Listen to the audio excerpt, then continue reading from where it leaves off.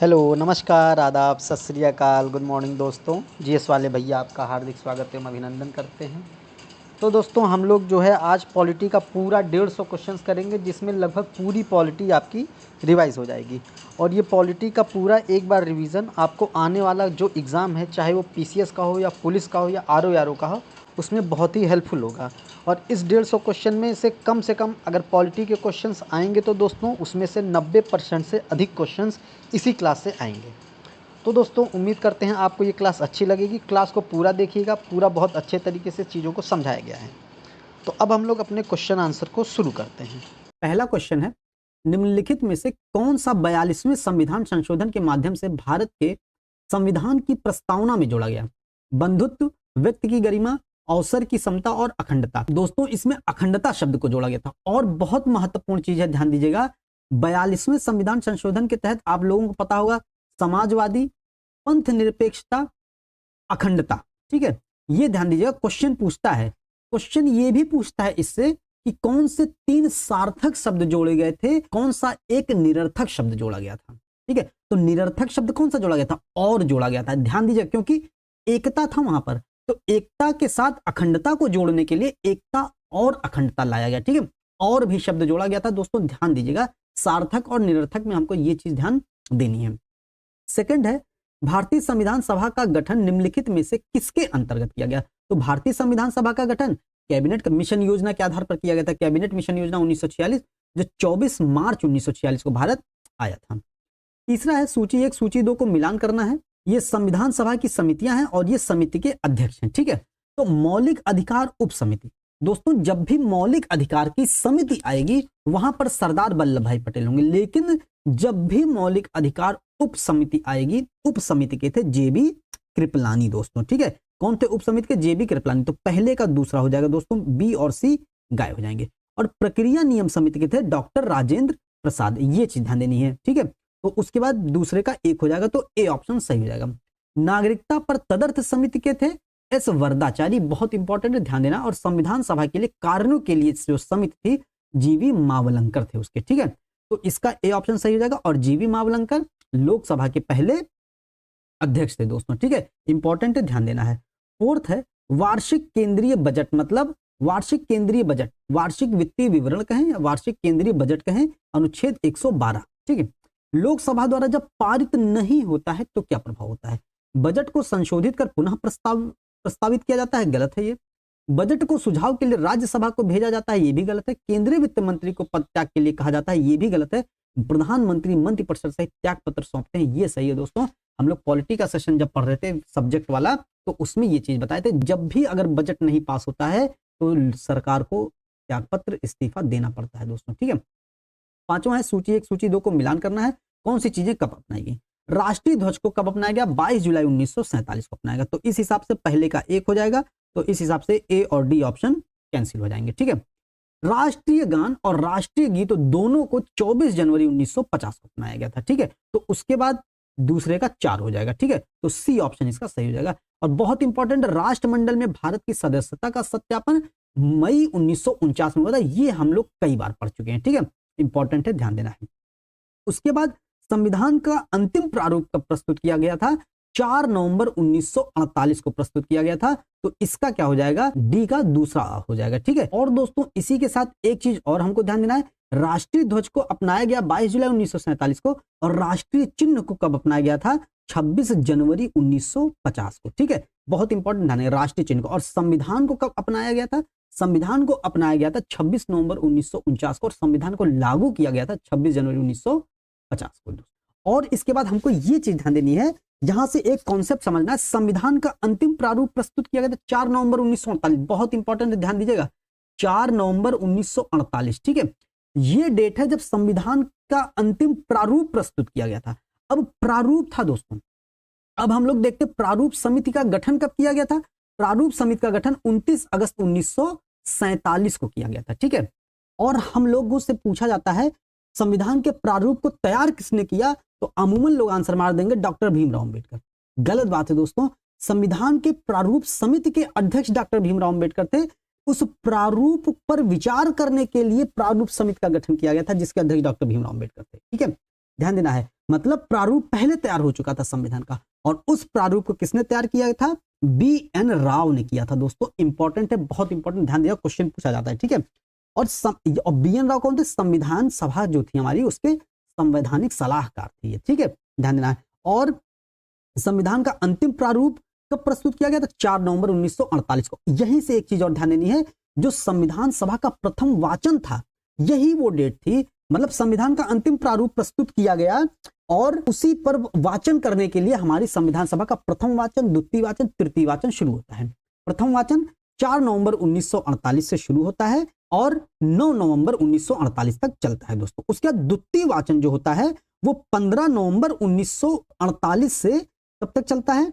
17 अक्टूबर 1949 तक दोस्तों, ठीक है, ये ध्यान रखिएगा। फिर आता है संविधान सभा का तृतीय वाचन, और तृतीय वाचन चलता है 14 नवंबर 1949 से 26 नवंबर 1949 तक, ठीक है, 26 नवंबर। यही 26 नवंबर को जब अंतिम दिन होता है, इसी दिन संविधान को क्या किया जाता है? अंगीकृत, अधिनियमित और आत्मर्पित किया जाता है।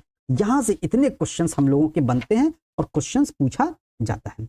6th है, निम्नलिखित में से कौन भारतीय संविधान सभा की प्रारूप समिति का सदस्य नहीं था? अब देखिए बहुत इंपॉर्टेंट है, प्रारूप समिति के सदस्य नहीं था, ठीक है, अभी सब कुछ क्लियर हो जाएगा। के.एम. मुंशी थे, राजेंद्र प्रसाद नहीं थे दोस्तों, ये आंसर इसका हो जाएगा क्योंकि पूछा नहीं। माधवराव थे और गोपाला स्वामी अयंगर थे, बहुत इंपॉर्टेंट है दोस्तों। अब देखिए प्रारूप समिति में 7 सदस्य थे, आपको 7 सेकंड में याद हो जाएगा, बस याद करना ए एम, बस ए से अंबेडकर, ए से अयंगर, ए से अय्यर हो गए, ठीक है, अंबेडकर, अयंगर, अय्यर हो गए। एम से मोहम्मद सादुल्लाह को मोहम्मद कहेंगे, एम से मुंशी कहेंगे, कन्हैया लाल मणिकलाल मुंशी ये जो हैं, और एम से माधव कहेंगे, मतलब मोहम्मद मुंशी माधव कहें या मोहम्मद माधव मुंशी कहें, क्योंकि मोहम्मद अमूमन नाम मोहम्मद से शुरू होता है मुस्लिम का, है कि नहीं, मोहम्मद इरफान खान, मोहम्मद ये, मोहम्मद वो, ठीक है, तो इस तरीके से मोहम्मद से शुरू कर देंगे, मोहम्मद मुंशी माधव कहें या मोहम्मद माधव मुंशी कहें, ठीक है, और इधर अंबेडकर, अयंगर, अय्यर हो गए, तो ये हो गए 6 सदस्य। अब देखिए आता है एक सदस्य और आते के से खेतान आते हैं। खेतान एक हिंदी में मुहावरा है, खेत हो गए का मतलब मृत्यु को प्राप्त कर लिए, और जब खेतान खेत हो जाते हैं, मृत्यु को प्राप्त कर लेते हैं, तो के से ही आते हैं कृष्णमाचारी दोस्तों, ठीक है, कौन आते हैं? कृष्णमाचारी। कितना आसान है याद करना, ठीक है, तो ये हो गए 3, 3, 6, 2, 8 नाम आपको याद हो गए, ठीक है। अब देखिए मोहम्मद मुंशी माधव होते हैं, माधव किसका पर्यायवाची है? कृष्ण का पर्यायवाची है, और माधव ने मित्रता निभाई थी किससे? सुदामा से, और माधव किसके स्थान पर आते हैं? तो मित्र के स्थान पर आते हैं, कौन? माधव दोस्तों, ठीक है, ये चीज ध्यान देनी है। मित्र जब प्रारूप समिति के सदस्य नहीं रहते हैं तो उनके स्थान पर मित्रता निभाने के लिए माधव आते हैं, ठीक है। तो हमको यहां से कितने नाम याद हो जाते हैं? 3, 3, 6, 2, 8, 1, 9 नाम हमको याद हो जाते हैं, बिल्कुल 9 सेकंड में याद हो जाते हैं, ठीक है दोस्तों। 7वां है, भारतीय संविधान में व्यापार, वाणिज्य और समागम की स्वतंत्रता की विशेषता निम्नलिखित में से किससे लिया गया है? तो व्यापार, वाणिज्य और समागम की स्वतंत्रता दोस्तों ऑस्ट्रेलिया से लिया गया, ठीक है। ऑस्ट्रेलिया से समवर्ती सूची लिया गया है, और ऑस्ट्रेलिया से प्रस्तावना लिया गया है, नहीं, ऑस्ट्रेलिया से प्रस्तावना नहीं लिया गया, प्रस्तावना की भाषा लिया गया है, और प्रस्तावना जो लिया गया है वो संयुक्त राज्य अमेरिका से लिया गया है, ठीक है, ये चीज ध्यान देनी है, ठीक। और कनाडा के संविधान से संघात्मक व्यवस्था लिया गया है, और संयुक्त राज्य अमेरिका से मौलिक अधिकार संबंधी प्रणाली ली गई है, ठीक है। 8वां है, भारत में संविधान के अंतर्गत निम्नलिखित में से कौन मौलिक कर्तव्य नहीं है? सार्वजनिक चुनाव में मतदान करना, यही मौलिक कर्तव्य नहीं है, ठीक है, इंपॉर्टेंट है। और वैज्ञानिक वृत्ति का विकास करना, सार्वजनिक संपत्ति की सुरक्षा करना 51 ए के आई में है, वैज्ञानिक वृत्ति का विकास करना H में है, संविधान को मानना तथा इसके आदर्शों का सम्मान करना A में है, पहले में है, ठीक है, A में है। अब आपको जैसे हमने ऐसे लिख दिया, आप भी ऐसे ही लिख देंगे, आपको 11 के 11 मौलिक कर्तव्य अभी झट से याद हो जाएंगे, 11 सेकंड नहीं लगेंगे, बहुत आसान तरीका है उसको याद करने का, ठीक है, कोई ट्रिक नहीं है, बहुत आसान तरीका है उसको याद करने का, ठीक। अब ये देखिए, जैसे बस केवल मौलिक कर्तव्य देखते हैं, ठीक है। 51 ए कैपिटल ए के ए में क्या है? ए मतलब पहला है, और हमारा जो पहला कर्तव्य ही होता है दोस्तों, क्या होता है? संविधान का पालन करना। क्या होता है? संविधान का पालन करना, उसके आदर्शों, संस्थाओं, राष्ट्रध्वज और राष्ट्रगान का सम्मान करना या आदर करना, हमारा पहला कर्तव्य यही होता है। कभी भी हम लोग देखते हैं कि हम लोग कहते हैं ना संविधान का पालन करो, है कि नहीं, संविधान के अनुसार ये, संविधान के अनुसार वो, हम लोग कहते रहते हैं। तो पहला कर्तव्य ये संविधान का पालन करें, उसके आदर्शों, संस्थाओं, राष्ट्रध्वज, राष्ट्रगान का सम्मान करें। ठीक है। दूसरा बी से शुरू होता है। बी से मतलब हम लोग समझते हैं बैक। बैक मतलब कब? आजादी के पहले। ठीक है, आजादी के पहले। अब स्वतंत्रता के पहले मतलब स्वतंत्रता के लिए हमारे राष्ट्रीय आंदोलनों को प्रेरित करने वाले उच्च आदर्शों को हृदय में संजोए रखें तथा उनका पालन करें। बी में आ जाता है। बी में क्या? बैक चले जाते हैं, आजादी के समय चले जाते हैं, मतलब स्वतंत्रता के पहले चले जाते हैं। सी अल्फाबेट में किस स्थान पर आता है? 3 स्थान पर आता है, तीसरे स्थान पर। तो सी में 3 चीजें हैं। कौन कौन सी? प्रभुता, एकता और अखंडता। तो भारत की प्रभुता, एकता और अखंडता की रक्षा करना और उसे अक्षुण्ण बनाए रखना। ठीक है। अब आ जाता है डी। डी मतलब डी से डिफेंस होता है। डिफेंस का मतलब रक्षा करना है कि नहीं? डी से डिफेंस होता है, डिफेंस मतलब रक्षा करना। तो देश की रक्षा करें और आवाहन किए जाने पर राष्ट्र की सेवा करें दोस्तों, ये आ जाता है। ठीक है। अब ई। ई कौन से नंबर पर है? ई 5 नंबर पर है। ठीक है, अल्फाबेट में। तो इसमें 5 चीजें हैं। ठीक है। समरसता, समान भातृत्व, भाषा, प्रदेश या वर्ग, 1 2 3 4 और भेदभाव। ठीक है, और भेदभाव आ जाता है। ठीक। तो 51 के ई में क्या है? भारत के सभी लोगों में समरसता और समान भातृत्व की भावना का विकास करना और भाषा, प्रदेश या वर्ग के आधार पर सभी भेदभावों को मिटाना तथा ऐसी प्रथाओं का परित्याग करना जो स्त्रियों के सम्मान के विरुद्ध हो दोस्तों। ठीक है, ये चीज ध्यान देनी है। तो ई में 5 चीजें हैं। ठीक। एफ आ जाता है। एफ में हमारी संस्कृति आ जाती है। ठीक है, सामासिक संस्कृति। हमारी सामासिक संस्कृति की गौरवशाली परंपरा का महत्व समझें और उसका परिरक्षण करें। जी दोस्तों बहुत इंपॉर्टेंट है, याद हो जाएगा अभी बहुत आसानी से। जी में क्या है? जी से जीव, जी से जीव होता है और जी से झील भी होता है। तो जीव और झील किस में आते हैं? किसके घटक? पर्यावरण के घटक हैं। तो जी में 51 ए के जी में क्या है? पर्यावरण की संरक्षण करना। तो प्राकृतिक पर्यावरण की, जिसके अंतर्गत वन, झील आ गया, नदी, वन्य जीव आ गया, है कि नहीं, की रक्षा करें और उसका संवर्धन करें ताकि प्राणी मात्र के प्रति दया भाव रखें दोस्तों। ठीक है, ये चीजें हैं। एच आ जाता है। एच इंग्लिश में ह्यूमनिज्म है। ह्यूमनिज्म का मतलब मानववाद, मतलब वैज्ञानिक दृष्टिकोण, मानववाद तथा ज्ञान अर्जन और तथा सुधार की भावना का विकास करना है। ठीक है, बस इतना ही हमको हिंट के लिए काफी हो जाता है दोस्तों याद करने के लिए। आई माने माई संपत्ति, मतलब माई संपत्ति तो है नहीं, सार्वजनिक संपत्ति को सुरक्षित रखें और हिंसा से दूर रहें, आई में है। ठीक है, उसके बाद के आ जाता है। के में क्या है? आखिरी है के। तो के में 6 से 14 वर्ष तक की आयु के बालकों को उनके शिक्षा के अवसर की बात की गई है। किसमें? के में दोस्तों। ठीक है, और जे में, सॉरी जे भूल गए, जे 10वां है। जे 10वें में क्या करना है? व्यक्तिगत और सामूहिक गतिविधियों के सभी क्षेत्रों में उत्कर्ष की ओर बढ़ने का सतत प्रयास करना है। ठीक है, मतलब लगभग चीजें इसमें 10-11 है मौलिक कर्तव्य, तो आपको 9 ऐसे ही याद हो गई हैं। ठीक है, 9 में हर कहीं ना कहीं मिल रहा है, जे में नहीं मिल रहा है और एफ वाले में नहीं मिल रहा था, समरसता वाला, सामाजिक संस्कृति वाला, है कि नहीं। तो आप अब जब 11 में 9 याद होगा तो 2 याद करने में कोई दिक्कत ही नहीं है, तो आपको ऐसे चीजें याद हो जाएंगी। ठीक है, अब 9वां देखते हैं। प्रदेश के कितने जिलों में विकास प्राधिकरण गठित किया गया है? तो प्रदेश के दोस्तों 27 जिले में विकास प्राधिकरण गठित किया गया है। विकास प्राधिकरण दोस्तों प्रदेशों के, मतलब प्रदेश में विकास कार्यक्रम को क्रियान्वित करने के लिए विकास प्राधिकरण का गठन किया जाता है और एक्ट 1973 में इसका आया था दोस्तों प्रदेश का। ठीक है, 10वां भारत सरकार अधिनियम 1935 में उल्लिखित निर्देशों के दस्तावेज, इंस्ट्रूमेंट ऑफ इंस्ट्रक्शंस मतलब निर्देश, भारत में संविधान में 1950 में किस रूप में समाहित किए गए? तो निर्देश क्या है? राज्य के नीति निर्देशक तत्व हैं। राज्य के नीति निर्देशक तत्व क्या है? निर्देशात्मक हैं और मौलिक अधिकार आदेशात्मक है, मतलब मौलिक अधिकार बाध्य हैं और नीति निर्देशात्मक स्वैच्छिक कह सकते हैं हम लोग। ठीक है, राज्य के लिए। 11th है, निम्नलिखित में से कौन केंद्रीय बजट को तैयार करने तथा संसद में उसे प्रस्तुत करने के लिए उत्तरदायी है? तो आर्थिक मामलों का विभाग बजट को तैयार करता है और उसको सदन में प्रस्तुत करता है। 12वां है, राज्य ग्राम विकास संस्थान कहाँ है? तो राज्य ग्राम विकास संस्थान दोस्तों लखनऊ में है। ठीक है, इंपॉर्टेंट ध्यान देना। और राज्य ग्राम विकास संस्थान की जो स्थापना की गई थी 1982 में की गई थी। ठीक है, और 1982 जैसे आ जाता है 12 जुलाई 1982 को क्या होता है? नाबार्ड की स्थापना होती है शिवरमन कमेटी की अनुशंसा पर दोस्तों। ठीक है, ये ध्यान देना है। और लखनऊ में सिडबी का भी मुख्यालय, small industrial development bank of India, SIDBI का भी मुख्यालय है और सिडबी का मुख्यालय लखनऊ में है और सिडबी की स्थापना भी होती है 2 अप्रैल 1990 को। ठीक, 13वां है, उत्तरांचल के गठन के बाद उत्तर प्रदेश में कितने विधानसभा क्षेत्र शेष बचे हैं?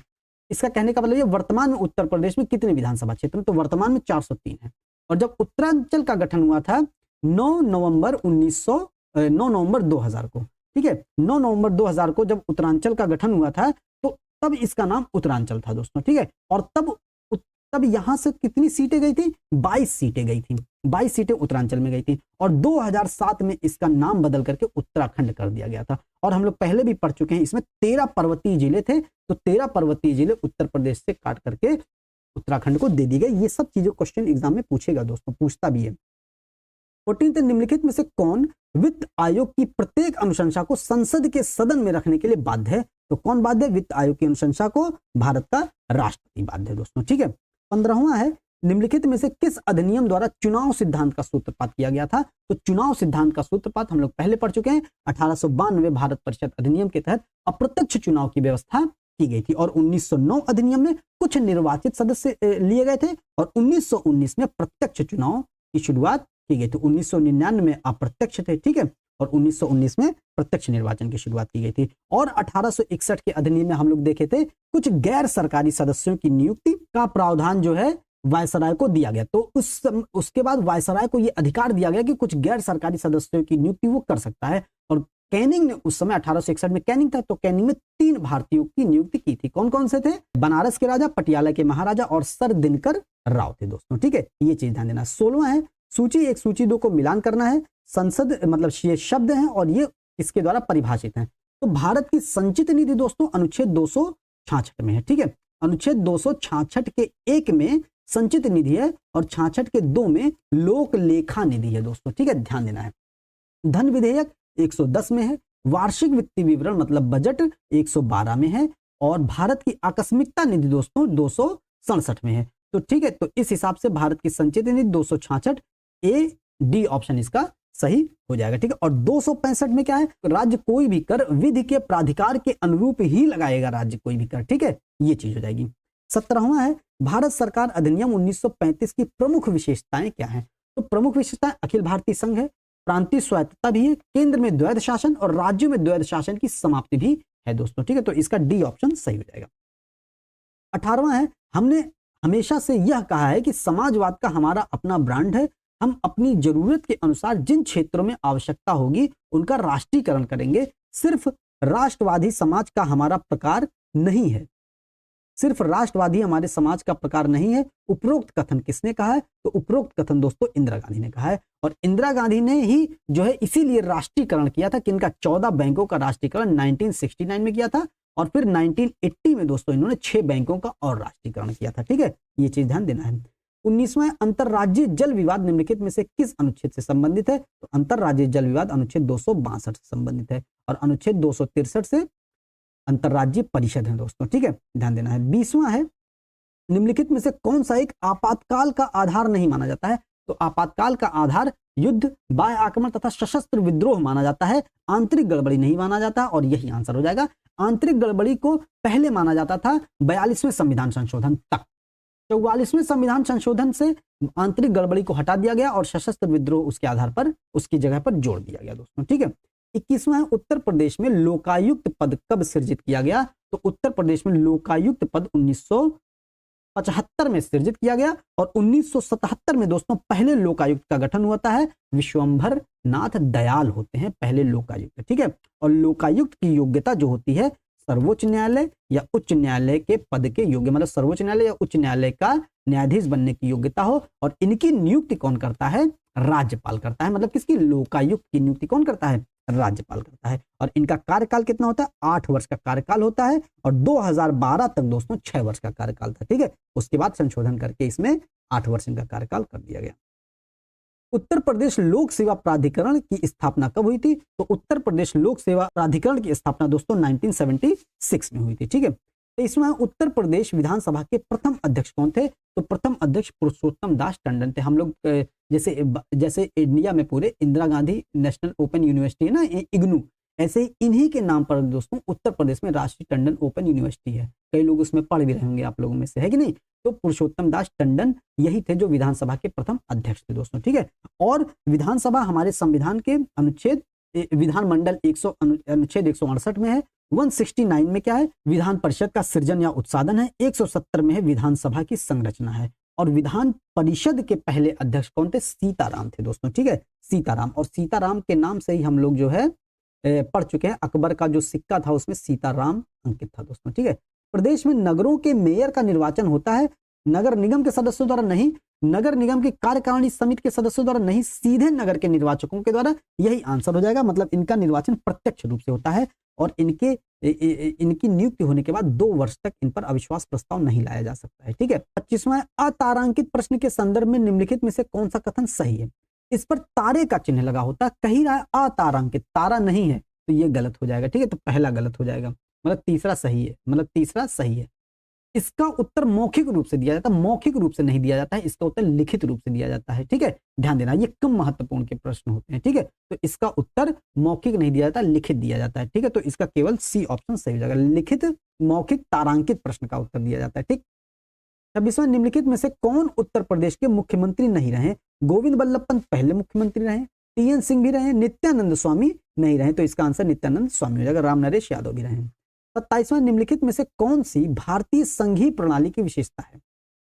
भारतीय संघीय प्रणाली जहां भी आ जाएगा शक्तियों का विभाजन आ जाएगा, ठीक है, शक्तियों का विभाजन, ठीक, शक्तियों का बंटवारा मतलब विभाजन है, ठीक है। शक्तियों का पृथक्करण नहीं दोस्तों, शक्तियों का पृथक्करण अलग होता है और शक्तियों का विभाजन दोस्तों अलग होता है, ठीक है। शक्तियों का पृथक्करण नहीं होता, मतलब कार्यपालिका, न्यायपालिका और विधायिका का जो पृथक्करण की बात की गई है, ये संघीय प्रणाली की मुख्य विशेषता नहीं है, ठीक है। ये हालांकि भारत की विशेषता है, भारतीय संवैधानिक प्रणाली की विशेषता है, मगर संघीय प्रणाली की जो विशेषताएं हैं उसमें पृथक्करण नहीं आता, उसमें विभाजन आता है, तो 2 नहीं होगा दोस्तों, ठीक है, ये कट गया।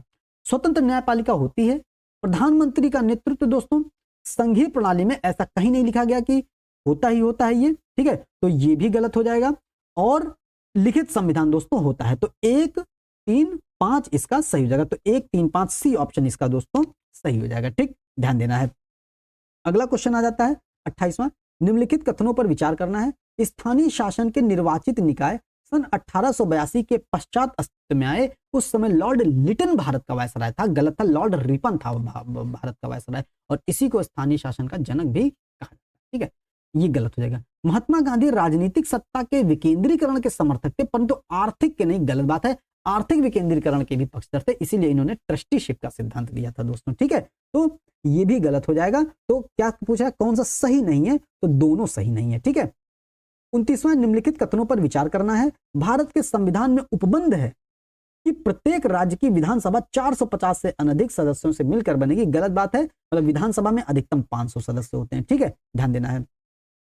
कोई व्यक्ति किसी राज्य की विधानसभा के लिए चुने जाने के लिए अर्हत नहीं होगा यदि उसकी आयु सीमा 25 वर्ष से कम है, ये सही स्टेटमेंट है। तो क्या पूछा कौन सा सही है? तो केवल 2 इसका सही हो जाएगा। इसमें अधिकतम 500 सदस्य होते हैं और न्यूनतम 60 सदस्य होते हैं दोस्तों, ठीक है। 30वां है, निवारक निरोध कानून के संदर्भ में निम्नलिखित कथनों पर विचार करना है। तो पहला स्टेटमेंट है, प्रत्यक्ष रूप से निवारक निरोध कानून सरकार के हाथ में असामाजिक तत्वों और राष्ट्र विरोधी तत्वों को निपटने का हथियार है, सही है, अनुच्छेद 22 में है, ठीक है। वर्तमान में इसके अंतर्गत किसी व्यक्ति को आशंका के आधार पर गिरफ्तार नहीं किया जा सकता है, इसमें आशंका के ही आधार पर गिरफ्तार किया जा सकता है, ठीक है, ताकि वो अपराध ना करे, ठीक है, तो ये गलत हो जाएगा। पूछा कौन सा सही है? निवारक नजरबंदी अधिकतम 6 माह के लिए हो सकती है, ये गलत है। निवारक नजरबंदी अधिकतम 3 माह के लिए हो सकती है और 3 माह से अधिक निवारक नजरबंदी के लिए एक सलाहकार बोर्ड से परमिशन लेनी पड़ती है, ठीक है, तो तीसरा भी गलत हो जाएगा। तो केवल और केवल एक सही है इसका, ठीक। 31वां है, लोकसभा अध्यक्ष के पद के विषय में निम्नलिखित कथनों पर विचार करना है। लोकसभा अध्यक्ष और उपाध्यक्ष हमारे संविधान के अनुच्छेद 93 में है, ठीक है।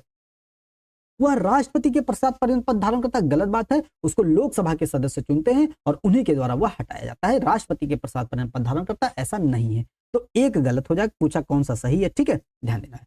यह आवश्यक नहीं है कि अपने निर्वाचन के समय वह सदन का सदस्य हो, परंतु उसे अपने निर्वाचन के 6 माह के भीतर सदन का सदस्य हो जाना पड़ेगा, ये भी गलत बात है। लोकसभा अध्यक्ष वही चुना जाता है जो उसका सदस्य होता है, जो संसद जो चुनाव में चुन करके जाता है, ठीक है, वही, मतलब लोग अपने सदस्यों में से ही लोकसभा अध्यक्ष का चुनाव करते हैं, ठीक है। ये जो अर्हता है, ये जो योग्यता है, ये योग्यता मंत्री पद के लिए है, ठीक है, ध्यान देना है।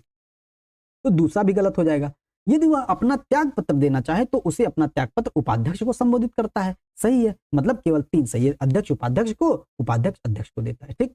32वां है, भारत के नियंत्रक और महालेखा परीक्षक द्वारा निम्नलिखित में से किस कर्तव्य का पालन नहीं किया जाता? मतलब नियंत्रक और महालेखा परीक्षक अनुच्छेद 148 से 151 में है, ये बताना है किन कर्तव्य का पालन नियंत्रक और महालेखा परीक्षक नहीं करते हैं।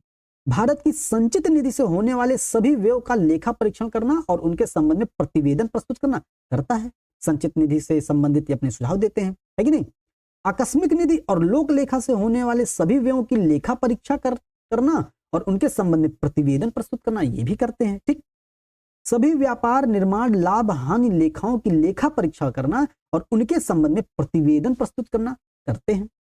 सार्वजनिक धन की प्राप्ति और निर्गम का नियंत्रण करना और यह सुनिश्चित करना कि सार्वजनिक राजस्व राजकोष में जमा रहे, ये गलत। नियंत्रण नहीं कर सकता है, ये सिर्फ और सिर्फ प्रतिवेदन प्रस्तुत कर सकता है। ठीक है, तो डी ऑप्शन गलत है और गलत पूछा है तो यही आंसर इसका हो जाएगा। ठीक, 33वां है, निम्नलिखित में से कौन सा उच्चतम न्यायालय की आरंभिक अधिकारिता में आते हैं? उच्चतम न्यायालय की आरंभिक अधिकारिता मतलब प्रारंभिक अधिकारिता अनुच्छेद 131 में है। ठीक है, कौन सी है? भारत सरकार तथा एक या अधिक राज्यों के बीच का विवाद, भारत सरकार और अधिक राज्यों के बीच का विवाद देखती है, सत्य है।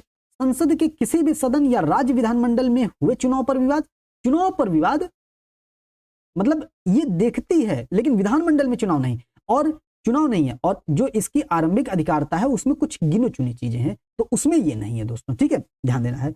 भारत सरकार तथा किसी संघ राज्य क्षेत्र मतलब केंद्र शासित प्रदेश के बीच का विवाद, ये भी नहीं है उसका। ठीक है, ध्यान देना है। दो या अधिक राज्यों के बीच का विवाद, ये है दोस्तों, तो इसका एक सही है और चार सही है, तो सी ऑप्शन इसका सही हो जाएगा। बहुत इंपॉर्टेंट, ध्यान दीजिएगा। 34वां है, राष्ट्रपति चुनाव प्रक्रिया में मताधिकार का प्रयोग किन के द्वारा होता है? ठीक है, राष्ट्रपति चुनाव प्रक्रिया में, ठीक है, राष्ट्रपति का चुनाव मतलब एक निर्वाचक मंडल के द्वारा अनुच्छेद 54 और निर्वाचन की रीति अनुच्छेद 55 में है। ठीक है, और अनुच्छेद 54 जो निर्वाचक मंडल है ये आयरलैंड के संविधान से प्रेरित है। ठीक है, संसद और राज्य विधानमंडल के सदस्यों द्वारा, संसद और राज्य विधानमंडल के सदस्यों, सभी सदस्य नहीं, ठीक है, तो गलत हो जाएगा। संसद और राज्य विधानमंडलों के चुने हुए सदस्य, विधानमंडल नहीं है, विधानसभा है केवल, तो ये भी गलत हो जाएगा। विधान परिषद चूंकि विधानमंडल में आ जाता है, विधानसभा और विधान परिषद, और विधान परिषद के सदस्य भाग नहीं लेते हैं तो ये गलत हो जाएगा। संसद और राज्य विधानसभा के चुने हुए सदस्य, ये सही हो जाएगा, तो सी ऑप्शन इसका सही हो जाएगा। ठीक है, लोकसभा और राज्य विधानसभाओं के चुने हुए सदस्यों द्वारा, मतलब इसमें केवल लोकसभा है, संसद नहीं है, मतलब राज्यसभा भी होती है। ठीक है, तो ये गलत हो जाएगा।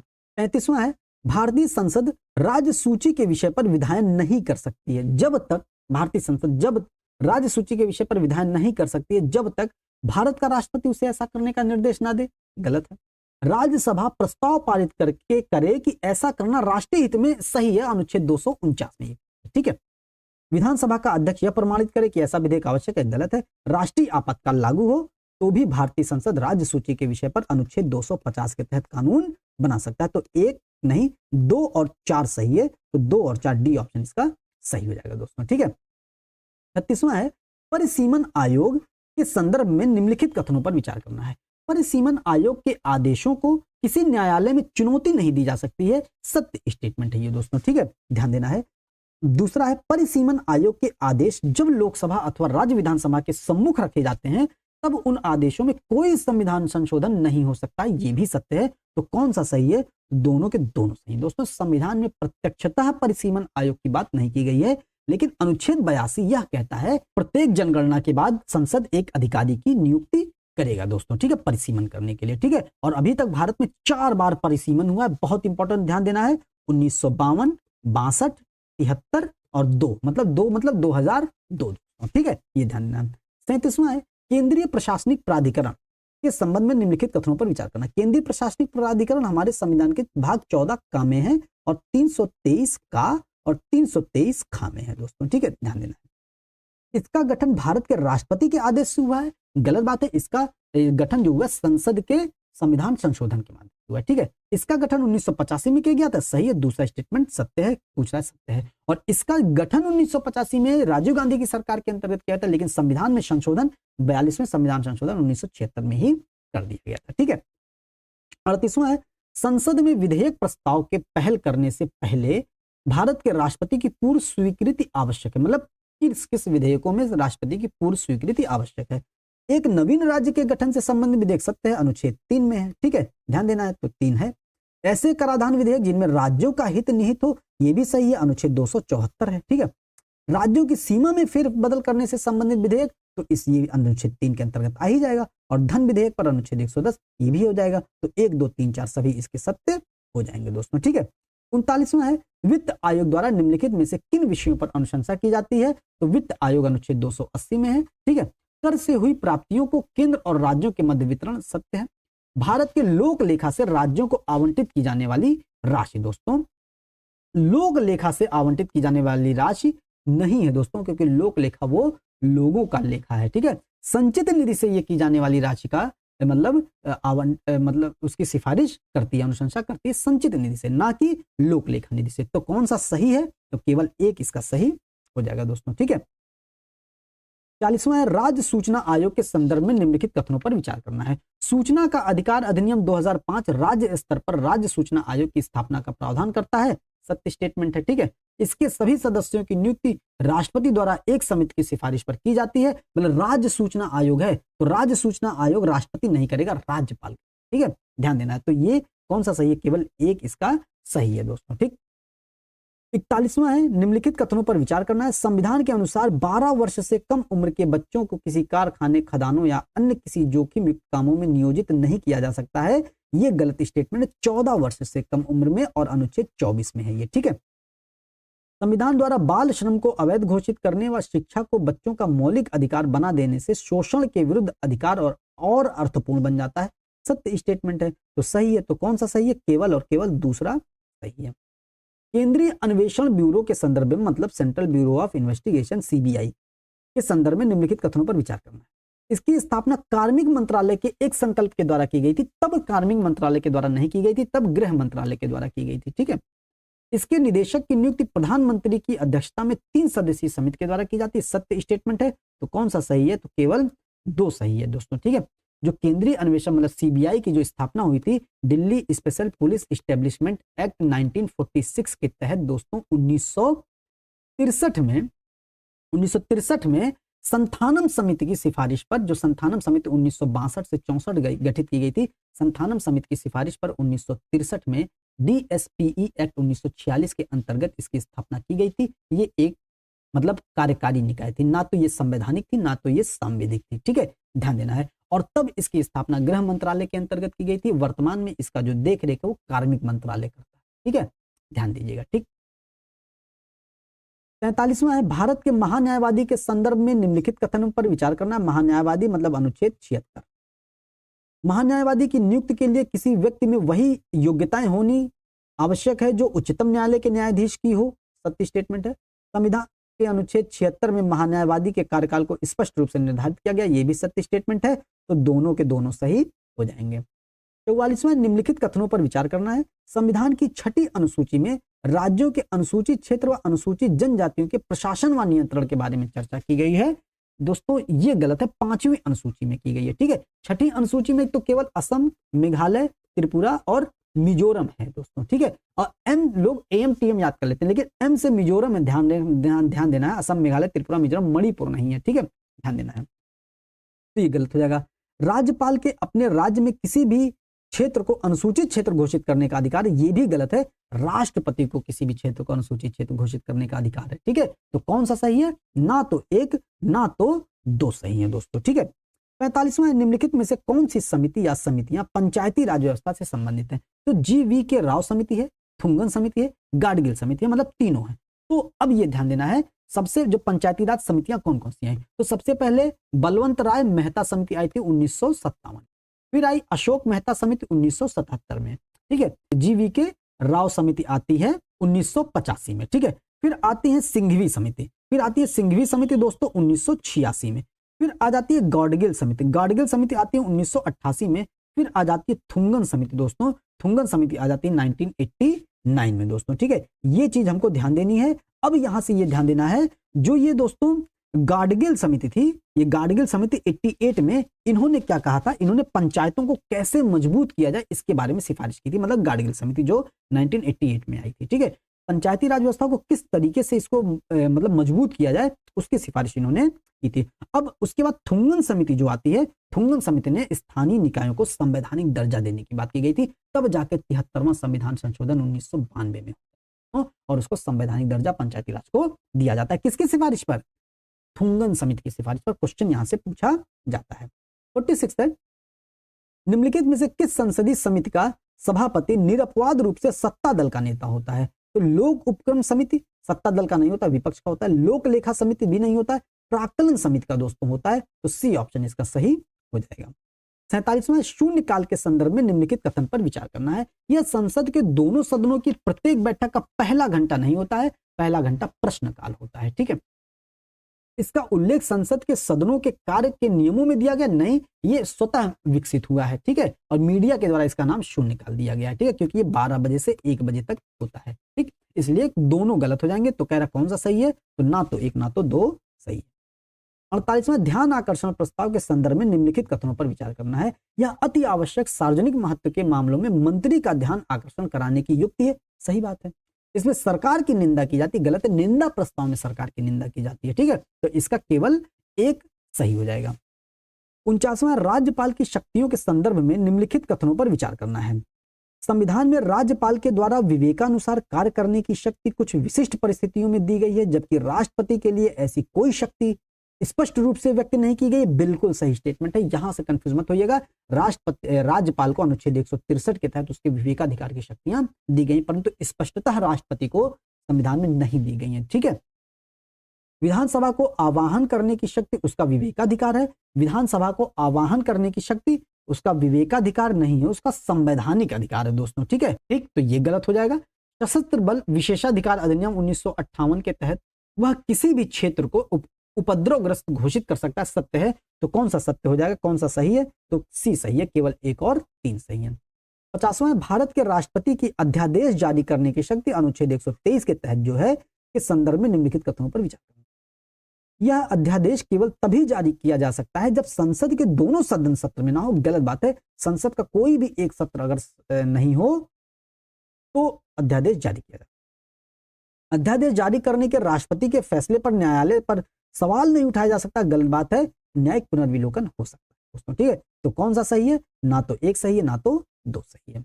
51वां है, निम्नलिखित में से कौन अपनी रिपोर्ट राष्ट्रपति को सौंपता है? भारत का नियंत्रक और महालेखा परीक्षक सौंपता है, राष्ट्रीय अनुसूचित जाति आयोग सौंपती है, भाषाई अल्पसंख्यकों के लिए विशेष अधिकारी सौंपती है क्योंकि ये सब संवैधानिक संस्थाएं हैं। भारतीय प्रतिस्पर्धा आयोग नहीं सौंपती है क्योंकि ये सांविधिक निकाय है दोस्तों। ठीक है, तो इस तरीके से 1, 2, 3 आंसर इसका सही हो जाएगा। भारतीय प्रतिस्पर्धा आयोग का जो गठन हुआ था एक्ट 2002 के तहत 2003 में किया गया था। 52वां है, उपराष्ट्रपति की शक्तियां तथा कार्यों के संदर्भ में निम्नलिखित कथनों पर विचार करना। किसके? उपराष्ट्रपति।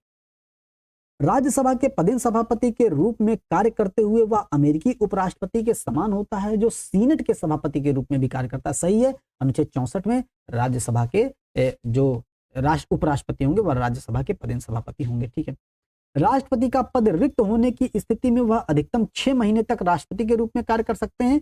यह भी सत्य स्टेटमेंट है। तीसरा है, राष्ट्रपति के रूप में कार्य करते हुए या राष्ट्रपति के कार्य का निर्वहन करते समय उपराष्ट्रपति राज्यसभा के सभापति के दायित्वों का निर्वहन भी करता है। यह गलत है, नहीं करेगा उसका निर्वहन। ठीक है, तो इसका क्या हो जाएगा? केवल 1 और 2 इसका सही हो जाएगा। ठीक है, 53वां है, अल्पसंख्यकों के संदर्भ में निम्नलिखित कथनों पर विचार कीजिए। किसी समुदाय को केवल धर्म ही नहीं बल्कि भाषा और संस्कृति के आधार पर भी अल्पसंख्यक माना जाता है। दोस्तों, इन्होंने इसका आंसर माना है, सही माना है ये स्टेटमेंट।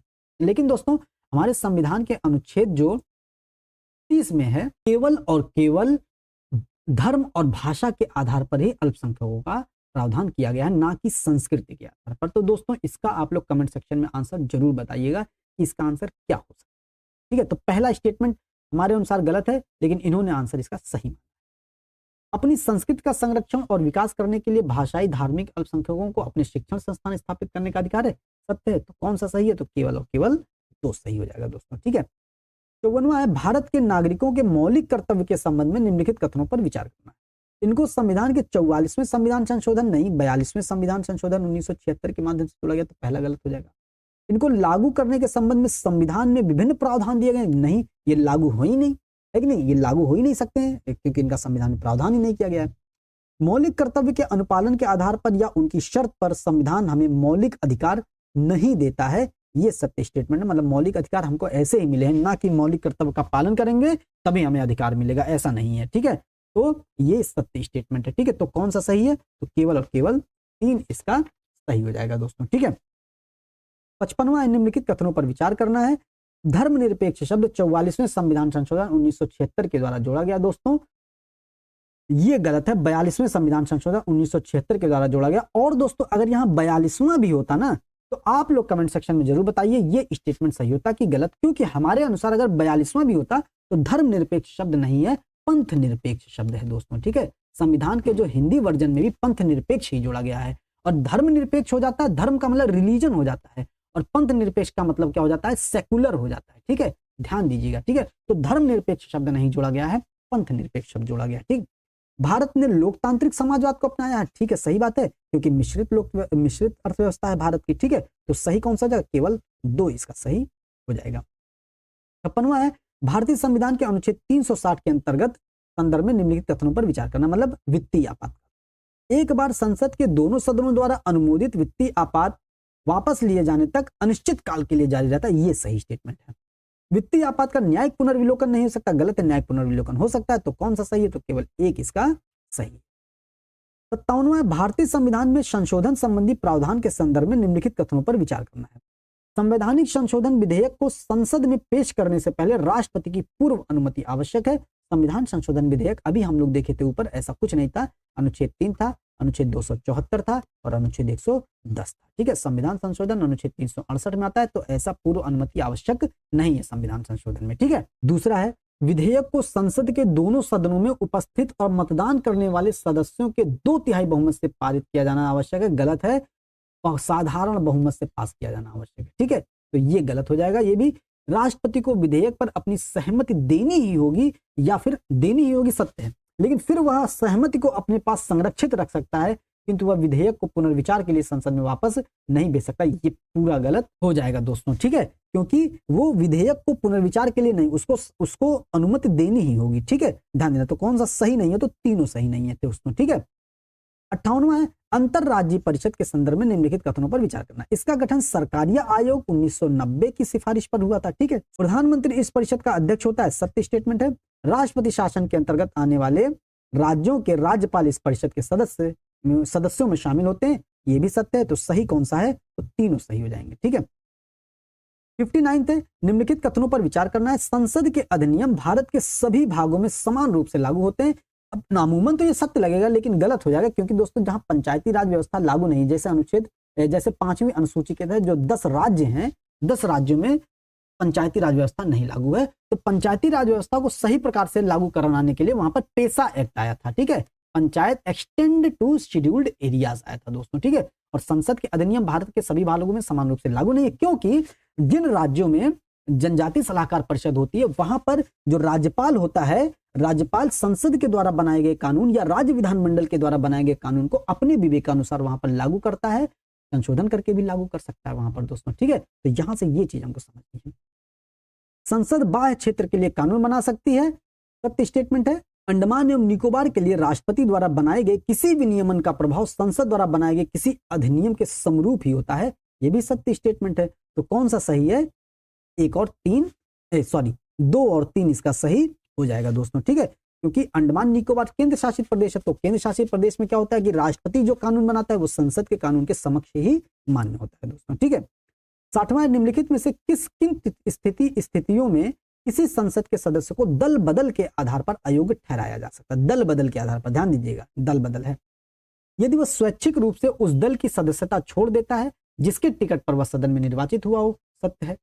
यदि वह नियत समय के अंदर अपनी चुनावी व्यय का ब्यौरा देने में विफल रहता है, दोस्तों ये अयोग्यता का निर्धारण तो करता है लेकिन दल बदल के तहत निर्धारण नहीं करता है ये। ठीक है, ये रिप्रेजेंटेटिव ऑफ पीपल्स एक्ट 1951 के तहत इसका प्रावधान किया गया है दोस्तों। ठीक है, ना कि दल बदल के। ठीक, अगर वो ब्यौरा नहीं दे पाता है। तीसरा, यदि कोई मनोनीत सदस्य 6 महीने की समाप्ति से पहले किसी भी राजनीतिक दल में शामिल होता है, गलत है दोस्तों। मनोनीत सदस्य को 6 महीने बाद ही किसी राजनीतिक दल में शामिल होना पड़ेगा दोस्तों, तो ये भी गलत हो जाएगा। यदि वह अपने राजनीतिक दल द्वारा दिए गए निर्देशों के विरुद्ध सदन में मतदान करता है या मतदान में भाग नहीं लेता है, तो ये सत्य है दोस्तों, मतलब व्हिप का उल्लंघन करता है दोस्तों। ठीक है, तो कौन सा सही हो जाएगा? 1 और 4 सही हो जाएगा केवल दोस्तों। ठीक है, 61वां है निम्नलिखित कथनों पर विचार करना है। भारत में सदन के नियमों में व्हिप के पद का उल्लेख किया गया, गलत है। ना तो सदन के नियमों में व्हिप का उल्लेख है और ना ही संविधान में इसका उल्लेख है, ठीक है, ये चीज हमको ध्यान देनी है। सदन के सदस्यों से व्हिप द्वारा दिए गए निर्देशों का अनुपालन करने की अपेक्षा की जाती है, सत्य स्टेटमेंट है, तो कौन सा सही है, तो केवल 2 इसका सही हो जाएगा। 62वां है, निम्नलिखित कथनों पर विचार करना है। संसद किसी भी राज्य को उसकी सहमति के बिना केंद्रीय कार्यपालिका का कोई भी कार्य सौंप सकती है, संसद सौंप सकती है दोस्तों, ये सत्य स्टेटमेंट। राष्ट्रपति किसी भी राज्य को उसकी सहमति से केंद्रीय कार्यपालिका का कोई भी कार्य सौंप सकता है, राष्ट्रपति सौंप सकता है लेकिन उसकी सहमति से सौंप सकता है दोस्तों, ये भी सत्य स्टेटमेंट हो जाएगा। तो 1 और 2 दोनों सही हो जाएंगे। 63 है, संसद, अच्छा यहां पर राष्ट्रपति अगर उसकी सहमति ना होती तो ना सौंप पाते, ठीक है, लेकिन संसद चाहे सहमति हो चाहे ना हो संसद सौंप सकती है, ठीक है, ध्यान देना है। 63वां है, संसद सत्र के संदर्भ में निम्नलिखित कथनों पर विचार करना है। संसद सत्र किसी सदन की पहली बैठक और उसके सत्रावसान विघटन के बीच की अवधि को दर्शाता है। पहली बैठक और उसके सत्रावसान विघटन के बीच की अवधि सत्य स्टेटमेंट है। 2 सत्रों के बीच की अवधि को सत्रावसान के रूप में जाना जाता है, गलत बात है। 2 छुट्टी के रूप में जाना जाता है, ऐसे मानिए, मतलब अवकाश के रूप में जाना जाता है। मतलब एक दिन, मतलब जैसे सत्र की समाप्ति होती है तो उसको, सत्र की समाप्ति हुई, घंटी बजी स्कूल की, तो उसको कहेंगे सत्रावसान हो गया, स्कूल का अवसान हो गया, समापन हो गया, मतलब स्कूल की छुट्टी हो गई।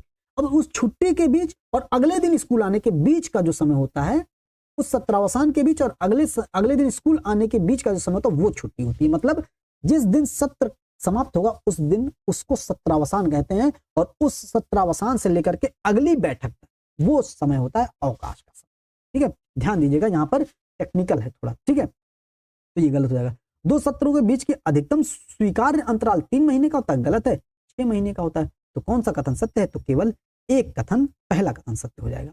64वां, मंत्रिपरिषद के संदर्भ में निम्नलिखित कथनों पर विचार करना है। मंत्रिपरिषद में प्रधानमंत्री सहित मंत्रियों की कुल संख्या लोकसभा की कुल संख्या के 10% से अधिक नहीं होगी, 15% है दोस्तों। 51वां संविधान संशोधन हुआ था, 15% होना चाहिए, 15% से अधिक नहीं होना चाहिए दोस्तों, ठीक है। मंत्री प्रधानमंत्री के प्रसाद पर्यंत पद पर बने रहेंगे, गलत बात है। मंत्री राष्ट्रपति के प्रसाद पर्यंत पद धारण करते हैं, अनुच्छेद 75 के 2 के तहत, ठीक है। मंत्रिपरिषद सामूहिक रूप से राज्यसभा के प्रति उत्तरदायी होते हैं, सामूहिक रूप से लोकसभा के प्रति उत्तरदायी, अनुच्छेद 75 3 के तहत होते हैं। तो पूछा कौन सा सही नहीं है, तो तीनों सही नहीं है कि नहीं, 1 और 2 3। 65वां है दोस्तों, निम्नलिखित में से कौन सा निकाय परिषदों का नेतृत्व प्रधानमंत्री द्वारा किया जाता है, ठीक है। राष्ट्रीय एकता परिषद का करता है प्रधानमंत्री, राष्ट्रीय जल संसाधन परिषद का करता है, अंतर राज्य परिषद का करता है, क्षेत्रीय परिषद का गृह मंत्री करता है दोस्तों, ठीक है। तो चौथा नहीं होगा, तो 1 2 3 इसका आंसर सही हो जाएगा। 66 है, मंत्रियों द्वारा राज्य के राज्यपाल को दी जाने वाली सलाह की प्रकृति के संदर्भ में निम्नलिखित कथनों पर विचार करें।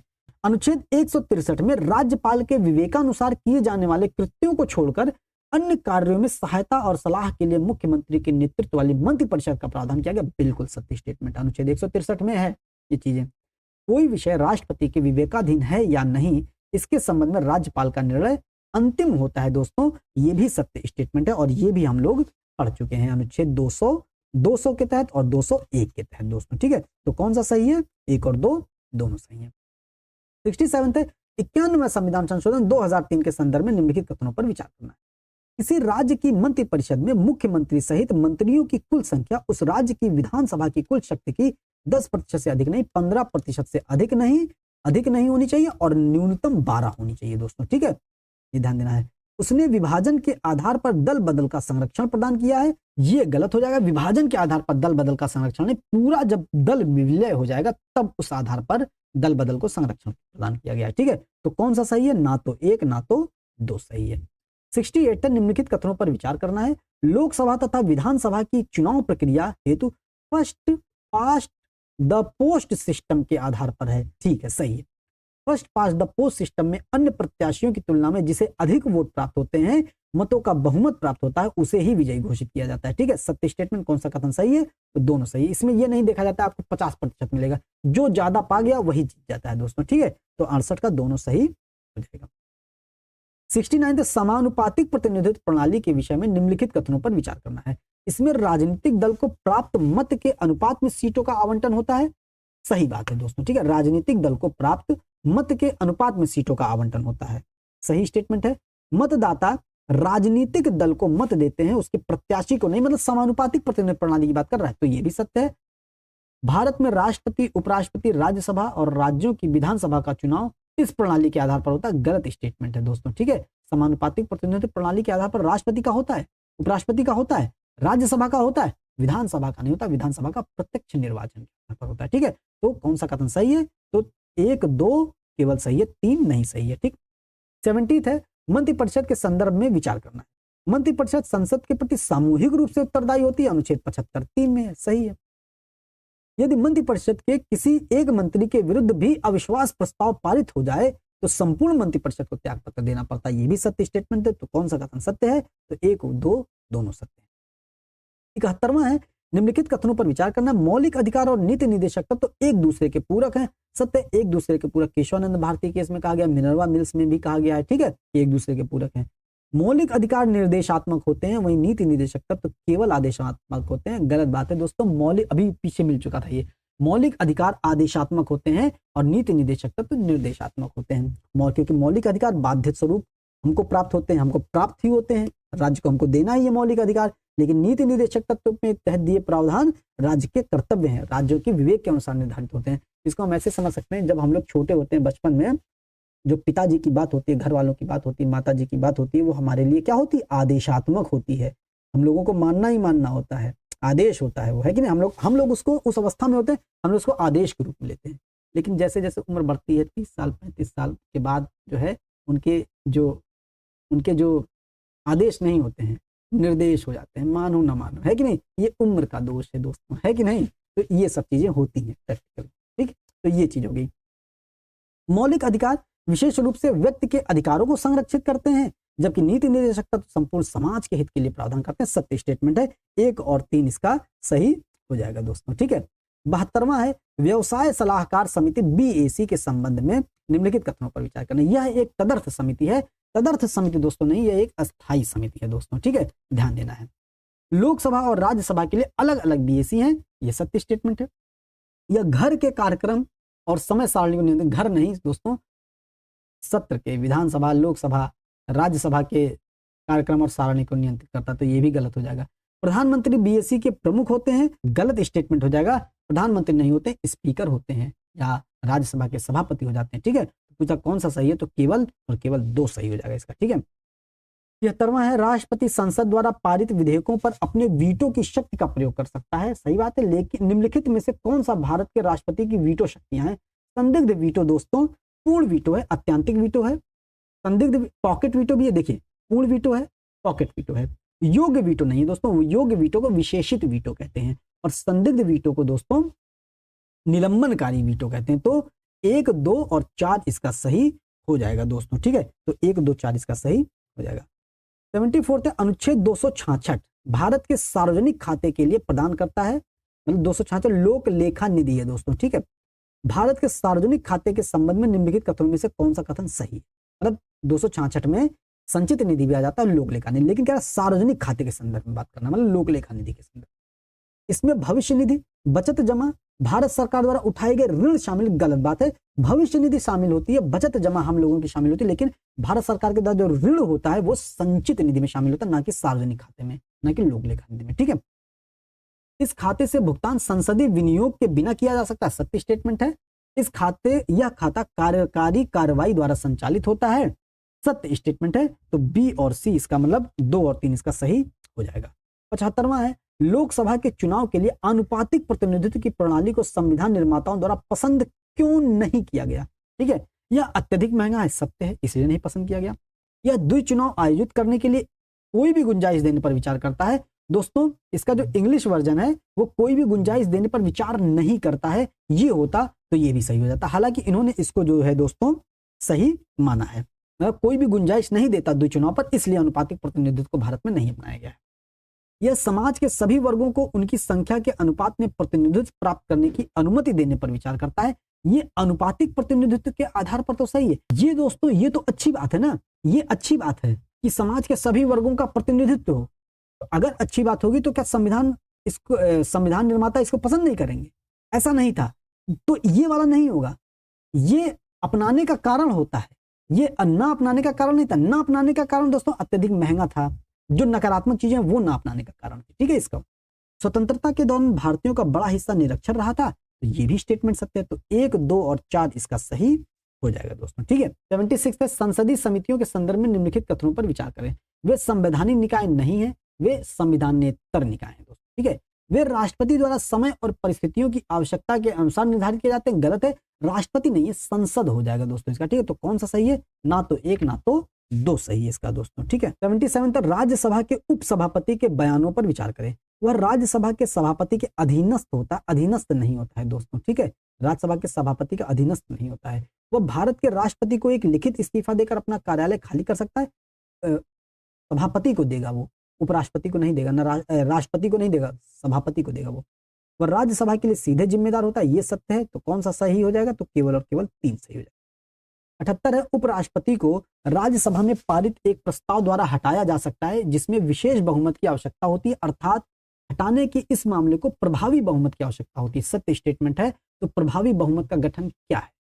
सदन की उपस्थित और मतदान करने वाले सदस्यों का 2/3 नहीं, सदन की कुल सदस्यता का अधिकांश दोस्तों, ये सही स्टेटमेंट है। ये ध्यान देना है। सदन में नहीं, देखिए इससे और सटीक है, सदन में रिक्त पदों को छोड़कर सदन की कुल सदस्यता का अधिकांश, ये सही हो जाएगा। सी ऑप्शन इसका सही हो जाएगा दोस्तों। ठीक है, ध्यान देना। 79 है, खाते पर वोट, वोट पर खाता, मतलब इसमें दोस्तों लेखा अनुदान की बात कर रहा है। ठीक है, इसमें किसकी बात कर रहा है? लेखा अनुदान की बात कर रहा है। ठीक है, तो बजट की सामान्य चर्चा समाप्त होने के बाद इसे पारित किया जा सकता है, पारित किया जाता है। सत्य स्टेटमेंट है लेखा अनुदान के बारे में। अनुदानों की मांग पर चर्चा से पहले इसे पारित किया जाता है, ये भी सही स्टेटमेंट है। और संसद को वोट पर खाते मतलब लेखा अनुदान के संबंध में अग्रिम रूप से कोई भी अनुदान देने के लिए अधिकृत किया जा सकता है।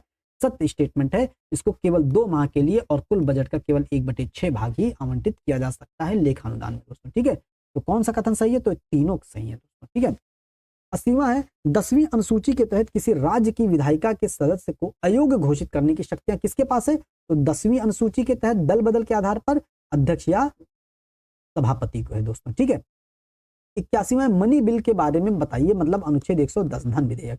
इसे विधानसभा के किसी भी सदन में प्रस्तुत किया जा सकता है। विधानसभा के किसी भी सदन में नहीं, केवल और केवल विधानसभा के निम्न सदन मतलब विधानसभा में। विधानसभा नहीं, यहाँ विधानमंडल लिखा होना चाहिए था, है कि नहीं। इसे सरकारी विधेयक माना जाता है। सत्य स्टेटमेंट है ये। विधान परिषद 14 दिन तक धन विधेयक अधिकतम विलंब से पारित कर सकती है। सत्य स्टेटमेंट है।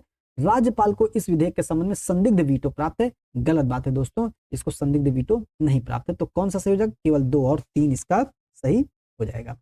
82वां है, जब केंद्र सरकार किसी विशेष राज्य को विशेष दर्जा देती है तो इसका क्या मतलब होता है? तो इसका मतलब होता है कि केंद्र सरकार द्वारा किसी राज्य के बजट नहीं, इसका मतलब होता है इसके बाद केंद्रीय सहायता का बड़ा प्रतिशत अनुदान सहायता के रूप में होगा दोस्तों। यही सही हो जाएगा 82वें का। ठीक है, 83rd हो जाएगा, निम्नलिखित कथनों पर विचार करना। एक आदिवासी सलाहकार परिषद की स्थापना या तो अनुसूचित क्षेत्र में की जा सकती है या राज्यों में अनुसूचित जनजाति की हो सकती है, लेकिन दोनों में नहीं हो सकती है दोस्तों। ठीक है, तो ये सत्य है। अनुसूचित क्षेत्र के लिए लागू कानून 5वीं अनुसूची के अंतर्गत आते हैं, अभी बता चुके हैं ऊपर। सत्य स्टेटमेंट है ये। भारत में अनुसूचित क्षेत्र वे हैं जो स्वदेशी अल्पसंख्यकों द्वारा बसे हुए हैं, ये भी सत्य स्टेटमेंट है। ठीक है, तो कौन सा सही है? 1, 2 और 3 तीनों सही हो जाएंगे। 84वां है, आंचलिक परिषद के संबंध में निम्नलिखित कथनों पर विचार कर रहे हैं। आंचलिक परिषद मतलब क्षेत्रीय परिषद। ठीक है, आंचलिक परिषदों ने संसद में अपने मूल को छोड़ दिया। सत्य स्टेटमेंट है। क्षेत्रीय परिषदों का निर्माण भाषाई आधार पर राज्यों के पुनर्गठन का एक तार्किक परिणाम था। सत्य स्टेटमेंट है। जो राज्य का पुनर्गठन अधिनियम 1956 आया था, उसी के तहत क्षेत्रीय परिषदों का गठन किया गया। इसे अलगाववादी प्रवृत्तियों का विरोध करने के लिए एक उपकरण के रूप में इस्तेमाल किया जा सकता है। ये भी सत्य स्टेटमेंट है दोस्तों। ठीक है, इस्तेमाल किया जा सकता है। वे राज्यों की सामाजिक और आर्थिक योजना पर सिफारिशें करते हैं। ये भी सत्य स्टेटमेंट है। तो कौन सा सही है? तो सभी सही हो जाएंगे दोस्तों। ठीक है, 85वां है, भारत के संविधान के अनुसार यदि संसद 2 या 2 से अधिक राज्यों के अनुरोध के आधार पर कानून बनाती है तो ऐसा कानून क्या होगा? ये अनुच्छेद 253 में इसका वर्णन है दोस्तों। ठीक है, तो केवल संसद द्वारा संशोधित या निरस्त किया जा सकता है, यही सत्य स्टेटमेंट है दोस्तों। ठीक है, 2 या 2 से अधिक राज्य जब इस बात की पुष्टि करेंगे कि उनके किसी विषय के संबंध में संसद कानून बनाए, तो संसद कानून बनाती है और उस कानून को केवल और केवल संसद के द्वारा ही संशोधन या निरस्त किया जा सकता है। ठीक है। निम्नलिखित कथनों पर विचार करें। राष्ट्रीय आपातकाल को अस्वीकार करने का प्रस्ताव केवल लोकसभा द्वारा पारित किया जा सकता है। राष्ट्रीय आपातकाल को अस्वीकार करने का प्रस्ताव केवल लोकसभा के द्वारा पारित किया जा सकता है। सत्य स्टेटमेंट है दोस्तों। दूसरा, अनुच्छेद 356 को कैबिनेट की लिखित सिफारिश पर ही लागू किया जा सकता है। गलत है, अनुच्छेद 352 है वो दोस्तों, ठीक है। एक साधारण बहुमत राष्ट्रीय आपातकाल को अस्वीकार करने के लिए एक प्रस्ताव पारित करने के लिए पर्याप्त है, ये भी सत्य है। तो इसका क्या सही हो जाएगा? 1 और 3 इसका सही हो जाएगा दोस्तों। 87 है, राष्ट्रपति शासन लागू करना, मतलब अनुच्छेद 356। राज्य विधायिका या तो निलंबित हो जाती है या भंग हो जाती है, सत्य है। अनुच्छेद 20-21 को छोड़कर सभी मौलिक अधिकार निलंबित हो जाते हैं, ये अनुच्छेद 352 की बात है दोस्तों, ठीक है। तो ये गलत हो जाएगा। संसद राज्य का बजट पारित करती है, सत्य स्टेटमेंट है। राष्ट्रपति राज्य के शासन के लिए अध्यादेश ला सकता है, ये भी सत्य स्टेटमेंट हो जाएगा। तो 1, 3 और 4 इसका सही हो जाएगा। 88 है, निम्नलिखित संवैधानिक निकायों में से निम्न में से किसकी वित्तीय स्वायत्तता नहीं? तो दोस्तों चुनाव आयोग की नहीं वित्तीय स्वायत्तता था, ठीक है। नियंत्रक महालेखा परीक्षक की है, संचित निधि पर आधारित है इनका वेतन भत्ता। संघ लोक सेवा आयोग का भी है, सुप्रीम कोर्ट का भी है दोस्तों, ठीक है। तो सही उत्तर बताना, केवल और केवल 1 इसका आंसर हो जाएगा। 89 है, 73वें संवैधानिक संशोधन अधिनियम 1992 को ध्यान में रखते हुए निम्नलिखित में से कौन अप्रत्यक्ष रूप से नहीं चुना जाता, मतलब कौन प्रत्यक्ष रूप से चुना जाता है, ठीक है। मध्यवर्ती स्तर पर पंचायत के सदस्य, मध्यवर्ती स्तर पर जो पंचायत के सदस्य होते हैं प्रत्यक्ष स्तर पर चुने जाते हैं, सत्य स्टेटमेंट है ये। ग्राम स्तर पर पंचायत का अध्यक्ष, दोस्तों ध्यान देना है, ग्राम स्तर पर पंचायत का अध्यक्ष प्रत्यक्ष रूप से तो चुना जाता है, लेकिन ध्यान देना है 73वें संविधान संशोधन विधेयक 1992 के तहत यह प्रावधान किया गया था कि जो ग्राम स्तर पर पंचायत का अध्यक्ष होगा उसके लिए राज्य विधानमंडल विधि बनाए। राज्य विधानमंडल अपने अनुसार कोई भी विधि बना सकता है, प्रत्यक्ष भी बना सकता है, अप्रत्यक्ष भी बना सकता है, लेकिन अमूमन क्या है, प्रत्यक्ष है, लेकिन 73वें संविधान संशोधन विधेयक के अनुसार नहीं है। तो ये वाला गलत हो जाएगा, ये आंसर नहीं होगा इसका, ठीक है।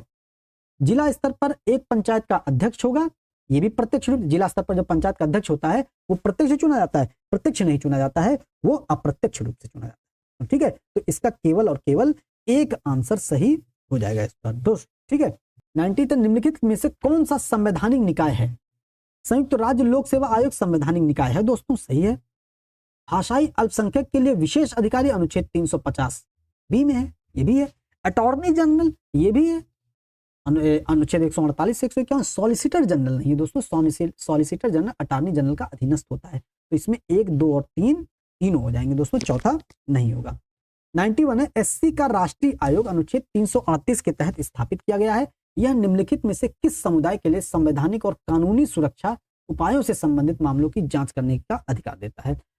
तो एससी के लिए जो आयोग बना है अनुच्छेद 338 के लिए, वो अनुसूचित जाति के संदर्भ में अपना प्रतिवेदन प्रस्तुत करता है, जांच करता है, और एंग्लो इंडियन के बारे में। तो इसका दोस्तों 1 और 3 आंसर होगा दोस्तों। इन्होंने अन्य पिछड़ा समुदाय भी इसका आंसर दिया है, 1, 3 और 4 दिया दोस्तों। कमेंट सेक्शन में आप लोग जरूर इसका आंसर लिख के बताइएगा, क्योंकि पिछड़े वर्ग के लिए तो अनुच्छेद 338 बी बन ही गया है ना। 102वां संविधान संशोधन के माध्यम से पिछड़ा वर्ग आयोग को संवैधानिक दर्जा भी दे दिया गया है।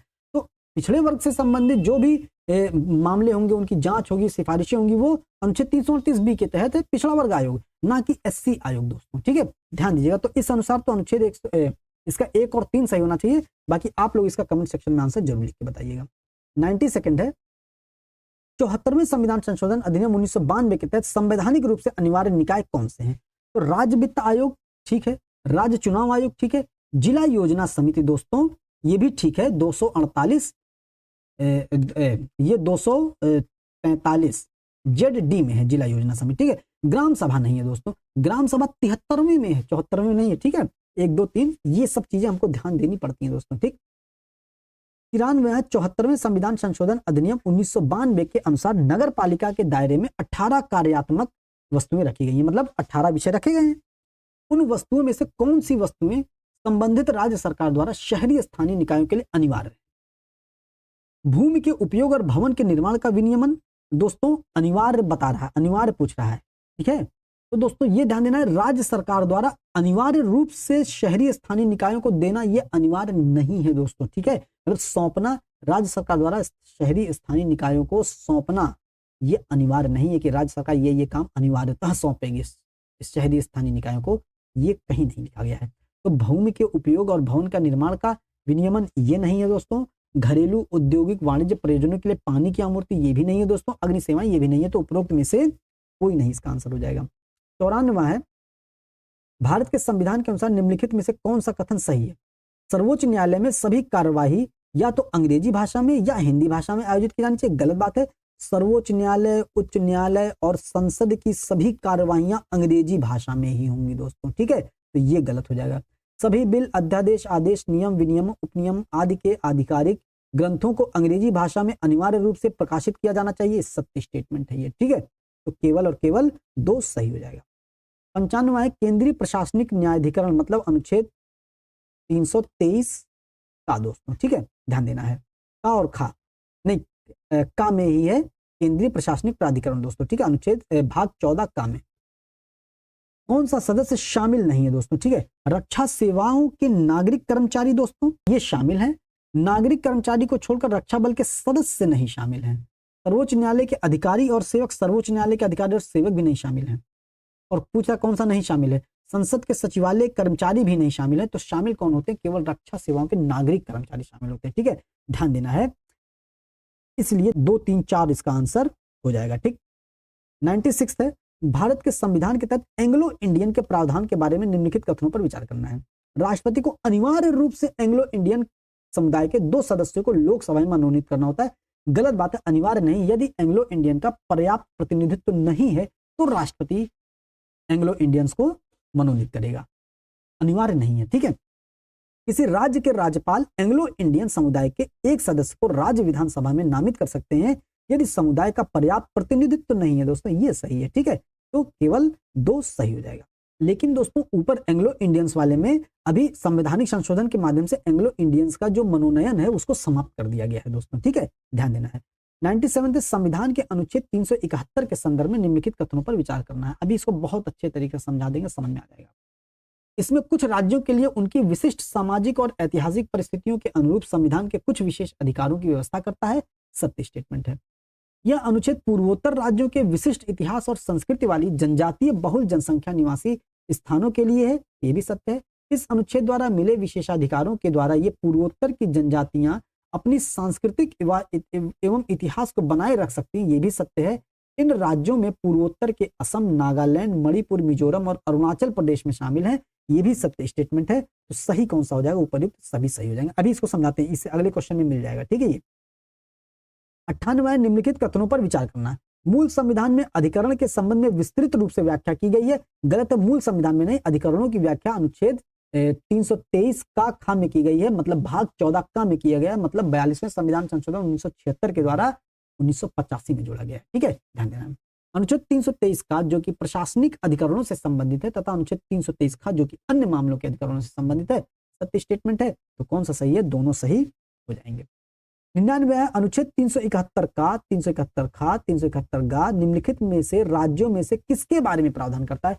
मतलब अब हम का खा गा नहीं याद करेंगे, का खा गा गा अंगा चा छा जा जा ये सब नहीं याद करेंगे, हम लोग आ याद करें, ए याद करेंगे। A B C D E F G H I और जे। इसको यहां नहीं लिखते, इसको यहां आई और जे यहां लिख देते हैं, ठीक है। देखते हैं, ए से आना नागालैंड है, ठीक है, तो ए से नागालैंड है। बी से भसम असम है दोस्तों, ठीक है, असम है। और सी से सिमड़ी, हम लोग किसी का नाम, हम लोग गाँव में क्या होता था, मान लीजिए किसी का नाम सीमा है, ठीक है, तो हम लोग उसको क्या बुलाते थे नाम चढ़ा के? सिमड़ी, सिमड़ी, ठीक है। तो सी से मणि हमको ऐसे याद हुआ है, ठीक है, तो हमने इसका आंसर ए हो जाएगा याद, ठीक है। और डी से क्या है? डी से इसमें आ जाता है आंध्र प्रदेश दोस्तों, ठीक है, डी से आंध्र प्रदेश आ जाता है। ई से आंध्र प्रदेश के जो विश्वविद्यालय हैं वो शामिल हो जाते हैं। एफ से हम लोग कहते हैं फंस गई, मछली फंस गई, है नहीं, फंसी, फंसी। सी आ रहा है तो सिक्किम हो जाएगा, एफ से सिक्किम हो जाएगा। जी मिजो, जी मिजो, मिजो आ रहा है तो जी का मिजोरम हो जाएगा। एच में अरुणाचल, एच चल आ रहा, अरुणाचल में देखिए कुछ राइमिंग मिल रहा है ना, तो राइमिंग मिल जाता है तो हमको याद करना आसान हो जाता है। यही सब थोड़ा बहुत तिकड़म लगा सकते हैं। तो एच से अरुणाचल प्रदेश हो गया। आई गो टू गोवा, आई गो गोवा, तो आई में गोवा है। जे नाटक कर रहे हैं यार, है कि नहीं, हम लोग कहते हैं ना जे नाटक कर रहे हैं, बहुत नाटक कर रहे हैं, तो जे में कर्नाटक हो जाए, ठीक है। तो इस तरीके से हम इसको देख सकते हैं। 100वां है, सूची 1 सूची 2 को मिलान करना है, समिति और समिति का गठन। अशोक मेहता समिति, बलवंत राय मेहता 57 में आती है, अशोक मेहता 77 में आती है, तो पहले का दूसरा हो जाएगा। एलम सिंघवी समिति, सिंघवी 86 में आती है दोस्तों, ठीक है, तो इसका 3 हो जाएगा, ठीक है। अब GV के राव समिति 85 में आती है, तो इसका 1 हो जाएगा, तो इस हिसाब से सी ऑप्शन से जाओ। और गाडगिल समिति 1988 में आती है, ठीक है। गाडगिल गा 8 8 आ गया दोस्तों, है कि नहीं। 101वां है, निम्नलिखित में से कौन सा एक शहरी शासन का प्रकार नहीं है। शहरी शासन का प्रकार नगर निगम है, अधिसूचित क्षेत्र समिति है, छावनी बोर्ड है, जिला योजना समिति नहीं है। जिला योजना समिति शहरी शासन का प्रकार नहीं है दोस्तों, ठीक है, ध्यान देना है। तो डी, ये विकासात्मक गतिविधियों के लिए जिला योजना समिति अनुच्छेद 243 जेड डी का निर्धारण किया गया है विकास के लिए, ठीक है, ध्यान देना है। 102वां है, निम्नलिखित में से कौन सा कथन सही नहीं है। संविधान के अनुच्छेद 324 के अंतर्गत निर्वाचन आयोग का प्रावधान किया गया, सत्य स्टेटमेंट है। राज्य निर्वाचन आयोग एक अखिल भारतीय राज्य संस्था, गलत है। राज्य निर्वाचन आयोग में केंद्रीय निर्वाचन आयोग अखिल भारतीय है, ठीक है, ध्यान देना है। दूसरा नहीं होगा तो केवल एक सही हो जाएगा। 103वां है, निम्नलिखित में से किस अनुच्छेद के अंतर्गत लोक सेवा आयोग के कार्यों का प्रावधान किया गया है। तो लोक सेवा आयोग के कार्यों का प्रावधान दोस्तों अनुच्छेद 320 में किया गया। लोक सेवा के कार्य, ध्यान दीजिए कार्य। 104वां, निम्नलिखित संवैधानिक संस्थाओं में से कौन सी संस्था अर्ध न्यायिक निकाय नहीं है, मतलब कौन सा न्यायिक कार्य भी नहीं करते, मतलब न्यायिक कार्य नहीं करते। अर्धन्यायिक संस्था मतलब कौन सी संस्था न्यायिक कार्य करती है। अब क्या पूछा, अर्धन्यायिक निकाय नहीं है पूछा, ठीक है। तो वित्त आयोग करती है, संघ लोक सेवा आयोग नहीं करती है दोस्तों, और नहीं पूछा तो इसका आंसर बी सही हो जाएगा। निर्वाचन आयोग भी हम लोग देखते हैं, मतलब निर्वाचन आयोग की ही सलाह पर राष्ट्रपति आयोग घोषित करते हैं, और निर्वाचन आयोग तमाम जो है अधिसूचनाएं वगैरह निर्वाचन से संबंधित, चुनाव से संबंधित जारी करती है। तो दोस्तों इस हिसाब से सी अर्धन्यायिक संस्था हो जाएगी। 105वां है, कथन कारण वाला है, नीति आयोग ना तो सांविधिक निकाय है और ना ही संवैधानिक निकाय। सत्य है, ये एक कार्यकारी निकाय है, क्योंकि इसकी स्थापना केंद्रीय मंत्रिमंडल के प्रस्ताव द्वारा हुई थी। ये भी सत्य और व्याख्या भी कर रहा है, तो ए सही हो जाएगा। 106 है, आयोग और मिलान करना है। राष्ट्रीय महिला आयोग 1992 में इसका गठन हुआ था, सत्य स्टेटमेंट है, तो पहले का 1 हो जाएगा। राष्ट्रीय बाल अधिकार संरक्षण दोस्तों 2007 में आया था ये आयोग, तो दूसरे का दूसरा हो जाएगा, तो इस हिसाब से बी ऑप्शन सही हो जाएगा। और राष्ट्रीय अल्पसंख्यक आयोग 1993 में आया था, और राष्ट्रीय अनुसूचित जाति आयोग 2004 में दोस्तों आया था, ये भी सत्य हो जाएगा। 107वां क्वेश्चन है, राष्ट्रीय मानवाधिकार आयोग के बारे में विचार कीजिए। आयोग के अध्यक्ष व सदस्यों का कार्यकाल 3 वर्ष अथवा जब उनकी उम्र 70 वर्ष हो या जो भी पहले हो का होता है, सत्य स्टेटमेंट है ये। आयोग ऐसे किसी मामलों की जांच के लिए अधिकृत नहीं है जिसे घटित हुए 1 वर्ष से अधिक हो गया हो, दोस्तों ये भी सत्य है, तो मतलब दोनों सत्य हो जाएंगे इसका, ठीक है। 108वां, सीबीआई अभी मिल चुका है। सीबीआई की स्थापना कब हुई थी, 1963 में हुई थी, ठीक है। 109वां है, लोकपाल लोकायुक्त की अवधारणा किस देश से ली गई है। लोकपाल और लोकायुक्त की अवधारणा स्वीडन से ली गई है दोस्तों, ठीक है। 110वां है, सहकारी समिति के निदेशकों की अधिकतम संख्या कितनी होती है, तो अधिकतम 21 होती है दोस्तों, ठीक है, अधिकतम 21 होती है। दोस्तों सहकारी समितियां क्या होती है, सहकारी समितियां एक लोगों का एक ऐसा समूह होता है जिनकी जो अपने पारस्परिक लाभ के लिए स्वेच्छा पूर्वक सहयोग करते हो, ठीक है, मतलब उनका आपसी हित होता हो, उसमें अपने पारस्परिक लाभ के लिए स्वेच्छा पूर्वक सहयोग करते हैं, ठीक है। और हम लोग पढ़ते हैं सहकारी समितियों को अनुच्छेद 19(1)(c) के तहत मौलिक अधिकार प्रदान किया गया है, और सहकारी समितियों को अनुच्छेद 43(b) के तहत 97वें संविधान संशोधन के तहत नीति निदेशक तत्वों में भी जोड़ा गया है, ठीक है, ये चीज ध्यान देनी। और राज्य के अनुसार ये संख्या जो होती है दोस्तों सहकारी समितियों की अलग अलग होती है, लेकिन परंतु 21 से अधिक नहीं हो सकती है, ठीक। 111वां है, कोंकणी, मणिपुरी और नेपाली को किस संविधान संशोधन के द्वारा 8वीं अनुसूची में वर्णित भाषा में शामिल किया गया है। तो कोंकणी, मणिपुरी, नेपाली, हम लोग इसको नमक के शॉर्ट ट्रिक से याद करते हैं, नेपाली, मणिपुरी और कोंकणी। का से कोंकणी है यहाँ पर, का से कन्नड़ नहीं है दोस्तों, ध्यान देना है, ठीक है। और इसको कब जोड़ा गया था, 71वें संविधान संशोधन के माध्यम से, ठीक है। और 21वें संविधान संशोधन के माध्यम से क्या जोड़ा गया था, सिंधी भाषा जोड़ा गया था, ठीक है, 21वें संविधान संशोधन से। जब हमारा संविधान लागू हुआ तो प्रारंभ में हमारे संविधान में 14 भाषाएं थी, ठीक है। 14 भाषाएं कौन कौन सी थी, असमिया, बंगला, गुजराती, हिंदी, कन्नड़, कश्मीरी, मलयालम, मराठी, उड़िया, उर्दू, तेलुगु, पंजाबी, तमिल, संस्कृत, ये 14 भाषाएं थी। 15वीं भाषा के रूप में जब 21वां संविधान संशोधन किया गया तो उसमें सिंधी भाषा जोड़ा गया, 15 हो गया। उसके बाद 3 अन्य भाषा जोड़ा गया, जब 18 हो गया ये 71वां संविधान संशोधन, ठीक है, तब कोंकणी, मणिपुरी और नेपाली को जोड़ा गया। फिर जोड़ा गया मैथिली, डोगरी, बोडो, संथाली 92वां संविधान संशोधन के माध्यम से, ठीक है। 92वां संविधान संशोधन। इसको हम BDMS या बॉड मास या BDMS से भी, जो डेंटल में पेपर होते हैं उसके माध्यम से हम लोग इसको याद कर सकते हैं दोस्तों, ठीक है। ये चीज ध्यान देनी है। 112वां है, निम्नलिखित में से कौन सी भाषा शास्त्रीय भाषा के अंतर्गत शामिल नहीं है। शास्त्रीय भाषा में तमिल भी शामिल है, तेलुगु भी शामिल है, मलयालम शामिल है, कोंकणी नहीं शामिल है दोस्तों। तो इसका आंसर डी हो जाएगा। वर्तमान में 6 भाषाएं क्या हैं, 6 भाषाएं शास्त्रीय भाषाएं हैं, ठीक है। भारत में 6 भाषाएं वर्तमान में शास्त्रीय भाषाएं हैं। सबसे पहले इसमें तमिल को शामिल किया गया था। तमिल को दोस्तों 2004 में शामिल किया गया था, ठीक है। उसके बाद संस्कृत को शामिल किया गया था, 2005 में शामिल किया। फिर दोस्तों कन्नड़ को शामिल किया गया, 2008 में शामिल किया गया है, ठीक है। फिर तेलुगु को भी 2008 में शामिल किया गया, और फिर मलयालम को शामिल किया गया है 2013 में, और फिर उड़िया को शामिल किया गया 2014 में दोस्तों, ठीक है। ये चीज हमको ध्यान देखनी है। मतलब पहले तमिल को, फिर संस्कृत को, फिर कन्नड़ को, फिर तेलुगु को, फिर मलयालम को, फिर उड़िया को दोस्तों, ठीक है। 13वां क्वेश्चन है, निम्नलिखित में से कौन सा कथन गलत है। शास्त्रीय भाषा घोषित करने का आधार है कि वह कम से कम 1500 से 2000 वर्ष पुरानी भाषा हो, ठीक है, और उसका एक साहित्यिक महत्व भी होना चाहिए, ठीक है, ध्यान देना है। 2019 का आम चुनाव 16वां आम चुनाव था, ये गलत है। 17वां आम चुनाव था, और पूछा कौन सा गलत है, तो बी ही गलत है, तो बी आंसर सही हो जाएगा। अनुच्छेद 127 के अंतर्गत तदर्थ न्यायाधीशों की नियुक्ति का प्रावधान किया गया, सही है। अनुच्छेद 126 में दोस्तों कार्यकारी न्यायाधीश का प्रावधान किया गया। अनुच्छेद 127 में तदर्थ न्यायाधीश, और अनुच्छेद 128 में सेवानिवृत्त न्यायाधीश का प्रावधान किया गया, ठीक है, तो ये भी सही है। आपातकाल का प्रावधान भाग 18 में किया गया, तो ये भी सही, तो गलत बी स्टेटमेंट, बी ऑप्शन गलत हो जाएगा। 114वां, केंद्रीय सतर्कता आयोग की स्थापना निम्न में से किसकी सिफारिश पर की गई। तो संथानम समिति की सिफारिश पर केंद्रीय सतर्कता आयोग की स्थापना की गई थी दोस्तों, ठीक है। 1962 से 64 तक संथानम समिति आई थी, इसने CBI की स्थापना की भी सिफारिश की थी। केंद्रीय सतर्कता आयोग की स्थापना दोस्तों 1964 में होती है, लेकिन 2003 में इसको सांविधिक दर्जा दे दिया गया, ठीक है।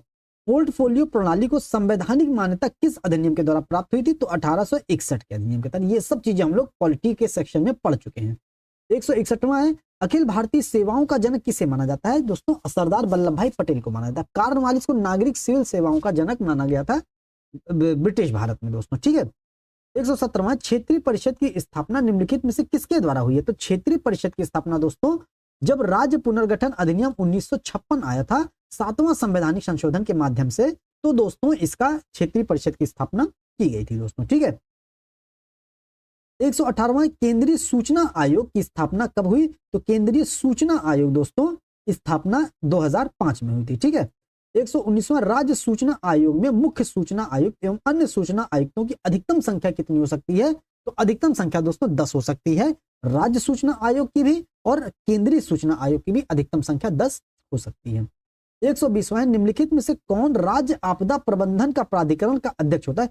राज्य आपदा प्रबंधन का दोस्तों मुख्यमंत्री होता है, और जो राष्ट्रीय आपदा प्रबंधन का प्राधिकरण होता है वो कौन होता है, उसका अध्यक्ष, उसका प्रधानमंत्री होता है।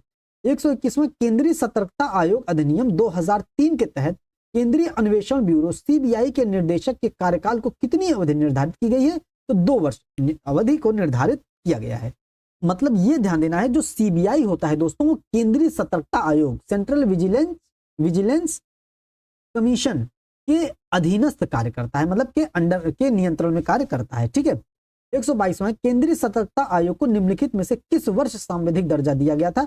अभी ये प्रश्न खुद ही कह रहा है कि 2003 में सांविधिक दर्जा दिया गया।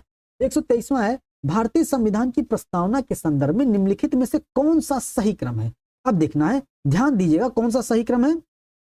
हम भारत के लोग भारत को एक संपूर्ण प्रभुत्व संपन्न समाजवादी पंथ निरपेक्ष लोकतांत्रिक गणराज्य बनाने के लिए तथा उसके समस्त नागरिकों को सामाजिक आर्थिक राजनीतिक न्याय विचार अभिव्यक्ति विश्वास धर्म और उपासना की स्वतंत्रता प्रतिष्ठा और अवसर की समता प्राप्त कराने के लिए तथा उन सब में व्यक्ति की गरिमा राष्ट्र की एकता और अखंडता को सुनिश्चित करने वाली बंधुता को बढ़ाने के लिए दृढ़ संकल्प होकर अपनी इस संविधान सभा में आज तारीख 26 नवंबर 1949 को मिति मार्ग शीर्ष शुक्ल सप्तमी विक्रम 2006 संवत को अंगीकृत अधिनियमित और आत्मर्पित करते हैं, ठीक है। तो उसमें संपूर्ण प्रभुत्व संपन्न समाजवादी पंथ निरपेक्ष होना चाहिए यहां पर, और लोकतांत्रिक गणराज्य इसका आंसर हो जाएगा।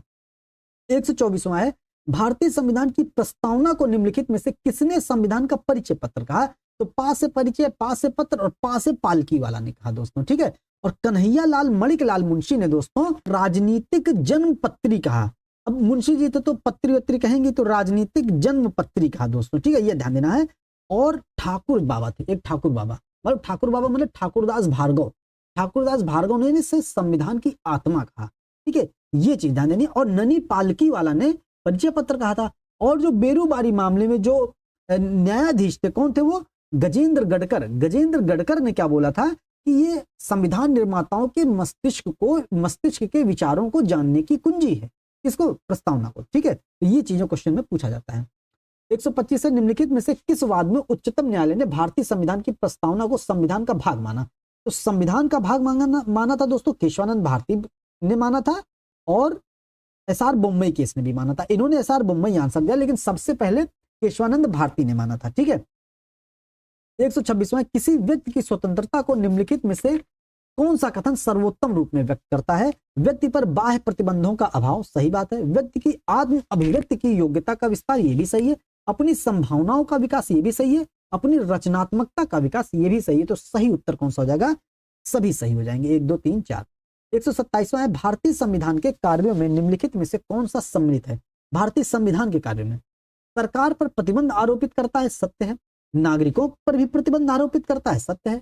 समाज की आकांक्षाओं और लक्ष्यों को अभिव्यक्त करता है, ये भी सत्य है। तो कौन सा सही है? तो तीनों सही है इसका, ठीक है। 128वां है, भारतीय न्यायपालिका के संदर्भ में निम्नलिखित कथनों पर विचार करना है। न्यायपालिका की स्वतंत्रता का आशय स्वेच्छाचारिता या उत्तरदायित्व का अभाव से है, ये गलत है। न्यायपालिका की स्वतंत्रता का आशय दोस्तों न्यायपालिका के कार्यों में विधायिका और कार्यपालिका के हस्तक्षेप से मुक्ति है, ठीक है, ना कि उसके स्वेच्छाचारिता या उत्तरदायित्व के अभाव से है, ठीक है, ये ध्यान देना है। न्यायपालिका देश की लोकतांत्रिक राजनीतिक संरचना का एक हिस्सा है, ये सत्य स्टेटमेंट है। तो कह रहा कौन सा सही नहीं है? तो केवल एक सही नहीं है। 129वां है, राज्यसभा की शक्तियों के संदर्भ में निम्नलिखित कथनों पर विचार करना है। यह किसी भी प्रकार से कार्यपालिका पर नियंत्रण स्थापित नहीं कर सकती है, गलत बात है। यह नियंत्रण विभिन्न प्रश्नों के माध्यम से भी करती है दोस्तों, ठीक है। राष्ट्रपति पर महाभियोग लगाने के संदर्भ में इसकी शक्तियां लोकसभा की अपेक्षा कम है, गलत बात है, क्योंकि राष्ट्रपति का महाभियोग संविधान के संसद की किसी भी सदन में लाया जा सकता है, तो लोकसभा के शक्तियों के बराबर है, ना कि कम है, ये भी गलत हो जाएगा। यह संसद को राज्य सूची के विषयों पर कानून बनाने का अधिकार प्रदान कर सकती है, सही स्टेटमेंट है अनुच्छेद 249 के तहत। दोस्तों कौन सा सही है? तो केवल और केवल 3 इसका सही हो जाएगा। 130वां है, सरकार की अर्ध अध्यक्षात्मक प्रणाली के संदर्भ में निम्नलिखित कथनों में से कौन सा सही? राष्ट्रपति देश का प्रमुख होता है, सत्य है। प्रधानमंत्री सरकार का प्रमुख होता है, यह सत्य है। मतलब राष्ट्रपति देश का प्रमुख और प्रधानमंत्री सरकार का प्रमुख होता है, मतलब राष्ट्रपति राष्ट्र का अध्यक्ष होता है, ठीक है, ध्यान देना है। राष्ट्रपति का चुनाव अप्रत्यक्ष रूप से तथा प्रधानमंत्री का चुनाव प्रत्यक्ष रूप से होता है, यह भी सत्य है। तीनों इसके सही हो जाएंगे। 131वां है, निम्नलिखित कथनों पर विचार करना है। 1991 तक 21 वर्ष से ऊपर के भारतीय नागरिकों को वयस्क भारतीय नागरिक माना जाता था, ये गलत है दोस्तों, क्योंकि 61वां संविधान संशोधन 1989 आया और उसके तहत दोस्तों मताधिकार की आयु को दोस्तों 21 वर्ष से घटा करके 18 वर्ष कर दी जाती है, ना कि 1991 में 1989। तो ये गलत हो जाएगा। वयस्क मताधिकार समानता और गैर भेदभाव के सिद्धांत के अनुरूप है, ये सत्य स्टेटमेंट है। विधानसभा का चुनाव लड़ने के लिए उम्मीदवार की न्यूनतम आयु 30 वर्ष, गलत है, न्यूनतम आयु 25 वर्ष होना चाहिए। तो इसका कौन सा सही हो जाएगा? केवल और केवल 2 सही हो जाएगा, ठीक है। 132वां है, भारत में चुनाव प्रणाली की विशेषता के संदर्भ में निम्नलिखित कथनों पर विचार करना है। एक निर्वाचन क्षेत्र से कई प्रतिनिधि चुने जाते हैं, गलत बात है दोस्तों। एक निर्वाचन क्षेत्र से केवल एक प्रतिनिधि चुना जाता है, खड़े हालांकि उम्मीदवार कई होते हैं लेकिन चुना एक ही प्रतिनिधि जाता है, ठीक है। मतदाता प्रत्याशी को वोट देता है, सत्य है। प्रत्येक दल को प्राप्त मत के अनुपात में विधायिका में सीटें प्राप्त होती हैं। दोस्तों एक हिसाब से ये स्टेटमेंट गलत होगा, ठीक है। तो इसका केवल और केवल दो दूसरा सही हो जाएगा, क्योंकि जो विधायिका होती है, विधायिका बनती है लोकसभा से और राज्यसभा से, ठीक है। विधायिका को ही हम लोग संसद कहते हैं दोस्तों। लोकसभा में जो लोग चुनकर जाते हैं, जो प्रतिनिधि जाते हैं, वो प्रत्यक्ष रूप से जाते हैं, और जो राज्यसभा में जाते हैं वो अप्रत्यक्ष रूप से जाते हैं, अनुपातिक प्रतिनिधित्व प्रणाली के आधार पर। और ये जो अनुपातिक प्रतिनिधित्व प्रणाली है दोस्तों, उत्तर प्रदेश से राज्यसभा में 31 सदस्य जाते हैं, 80 लोकसभा सीटें हैं, उस 80 लोकसभा सीटों में से जिनको जिस अनुपात में वोट प्राप्त होता है उस अनुपात में ये 31 सदस्य भेजा जाता है। ठीक है, तो इस अनुसार से ये स्टेटमेंट सही होगा, लेकिन ओवरऑल अगर विधायिका बोले तो ये स्टेटमेंट दोस्तों गलत हो जाएगा और बी ऑप्शन इसका केवल सही होगा। इन्होंने आंसर 2 और 3 दिया है, आप लोग कमेंट सेक्शन में इसका जरूर आंसर बताइएगा। 133वां, नागरिकों के मौलिक कर्तव्यों के संदर्भ में निम्नलिखित कथनों पर विचार करिए। इन्हें 44वें संविधान संशोधन के माध्यम से 1976 में संविधान में समाविष्ट किया गया। गलत है, 42वें के माध्यम से किया गया था। संविधान ने मौलिक कर्तव्यों को लागू करने के संबंध प्रावधान किए गए, लागू करने का प्रावधान नहीं किया गया है दोस्तों, तो दोनों गलत हो जाए। कौन सा सही है? ना तो एक सही है ना तो दो। 134वां है, राज्य के नीति निदेशक तत्वों के उद्देश्य में निम्नलिखित में से कौन सा शामिल है? संसाधनों का समान वितरण, अनुच्छेद दोस्तों 39 बी और 39 सी के अंतर्गत आता है ये। ठीक है, सामाजिक न्याय ये भी है, जीवन स्तर को ऊंचा उठाना अनुच्छेद 47 आता है, अंतरराष्ट्रीय शांति को बढ़ावा देना अनुच्छेद 51 आता है। तो इसका 1 2 3 4 सही हो जाएगा। 135वां है, राष्ट्रीय मानवाधिकार आयोग निम्नलिखित में से कौन सा कार्य कर सकता है? आयोग जेल में कैदियों की स्थिति का अध्ययन कर सकता है, सही है। कैदियों के मानवाधिकार का उल्लंघन होने पर की स्थिति में वो स्वयं मुकदमे की सुनवाई कर सकता है, ये भी सही स्टेटमेंट है। तो दोस्तों इसका 1 और 2 दोनों सही हो जाएगा। दोस्तों इन्होंने इसका आंसर केवल और केवल 1 माना है, इन्होंने बताया कि ये स्वयं मुकदमों की सुनवाई नहीं कर सकता। दोस्तों इसका भी आप लोग कमेंट सेक्शन में आंसर जरूर लिख के बताइएगा दोस्तों, ठीक है, क्या हो सकता है इसका आंसर। ठीक है, 136वां है, भारत विभाजन के संदर्भ में निम्नलिखित कथनों पर विचार करना है। भारत विभाजन द्विराष्ट्र सिद्धांत का परिणाम था, सत्य है। पंजाब और बंगाल का बंटवारा भाषा और नस्ल के आधार पर हुआ था, गलत है, धर्म के आधार पर हुआ था पंजाब और बंगाल का बंटवारा, तो ये गलत हो जाएगा। पहला केवल इसमें सही है और पूछा है सही नहीं है दोस्तों, इसीलिए स्टेटमेंट क्वेश्चन बहुत ढंग से पढ़ना है, तो केवल बी हो जाएगा, सही नहीं है। 137वां, पंचवर्षीय योजना के संदर्भ में निम्नलिखित कथनों पर विचार करना है। प्रथम पंचवर्षीय योजना बांध और सिंचाई के क्षेत्र में अत्यधिक निवेश पर बल दिया था, सही बात है, क्योंकि प्रथम पंचवर्षीय योजना खेती पर आधारित थी। ठीक है, द्वितीय पंचवर्षीय योजना के दौरान सरकार ने संरक्षणवादी नीति को त्याग दिया और मुक्त व्यापार की नीति में, गलत बात है, संरक्षणवादी नीति को बनाए रखा था दोस्तों। ठीक है, तो कौन सा स्टेटमेंट सही है? केवल और केवल पहला स्टेटमेंट सही है। 138वां है, यह आदेश तब जारी किया जाता है जब न्यायालय को लगता है कि कोई सार्वजनिक पदाधिकारी अपने कानूनी और संवैधानिक दायित्वों का पालन नहीं कर रहा है और इससे किसी व्यक्ति का मौलिक अधिकार प्रभावित हो रहा है। उपयुक्त परिस्थिति निम्नलिखित में से कौन सी जारी करती है? तो परमादेश जारी करती है कि हम आदेश देते हैं कि आप अपने सार्वजनिक दायित्वों का निर्वहन सही प्रकार से करें। ठीक है, 139वां, निम्नलिखित कथनों पर विचार कीजिए। भारतीय संविधान को 26 जनवरी 1950 को अंगीकृत किया गया था, गलत है, अभी पूरा प्रस्तावना हम सुना दिए। अंगीकृत, अधिनियमित और आत्मर्पित 26 नवंबर 1949 को। ठीक है, तो ये गलत हो जाएगा। भारतीय संविधान को औपचारिक रूप से 26 नवंबर 1949 को लागू किया था, गलत है, लागू 26 जनवरी 1950 को किया गया था। ठीक है, तो कौन सा सही है? ना तो एक सही है ना तो दो सही है। 140, समता के अधिकार के अंतर्गत निम्नलिखित में से कौन सा अधिकार शामिल है? विधि के समक्ष समानता शामिल है दोस्तों, अनुच्छेद 14। धर्म, मूल, वंश, जाति, लिंग या जन्मस्थान के आधार पर भेदभाव का निषेध, अनुच्छेद 15 शामिल है, क्योंकि समता का अधिकार अनुच्छेद 14 से 18 तक है। रोजगार में अवसर की समानता अनुच्छेद 16 है। छुआछूत या अस्पृश्यता का अंत अनुच्छेद 17 है। उपाधियों का अंत अनुच्छेद 18 है, तो इसका सही सभी सही हो जाएंगे। ठीक है, 141वां है, निम्नलिखित में से कौन से प्रावधान धार्मिक स्वतंत्रता के अधिकार के अंतर्गत शामिल है? आस्था और प्रार्थना की आजादी, सही है, अनुच्छेद 25 है। धार्मिक मामलों का प्रबंधन, अनुच्छेद 26 सही है। अल्पसंख्यकों को भाषा और संस्कृति के संरक्षण का अधिकार, ये अनुच्छेद 29-30 में है दोस्तों, तो ये नहीं होगा, तो 3 जहां है हटा दो, 1 2 4 इसका आंसर हो जाएगा। कुछ शिक्षण संस्थाओं में धार्मिक शिक्षा या उपासना में उपस्थित होने की स्वतंत्रता, अनुच्छेद 28 में है दोस्तों। ठीक है, ध्यान देना है।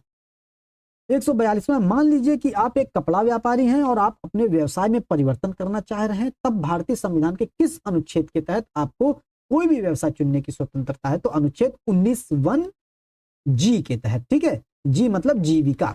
ठीक, 143वां है, निम्नलिखित में से कौन सा पदों का उल्लेख भारतीय संविधान की द्वितीय अनुसूची में किया गया है? राज्य के सभापति से किया गया है, विधानसभा के अध्यक्ष का किया गया है, विधान परिषद के सभापति का किया गया है, भारत के नियंत्रक और महालेखा परीक्षक का किया गया, मतलब द्वितीय अनुसूची मतलब वेतन भत्ते, लोकपाल एवं लोकायुक्त का नहीं किया गया है, तो 5 नहीं होगा और 1 2 3 4 सभी सही हो जाएगा। 144वां, अखिल भारतीय सेवाओं के संबंध में निम्नलिखित कथनों पर विचार करना है।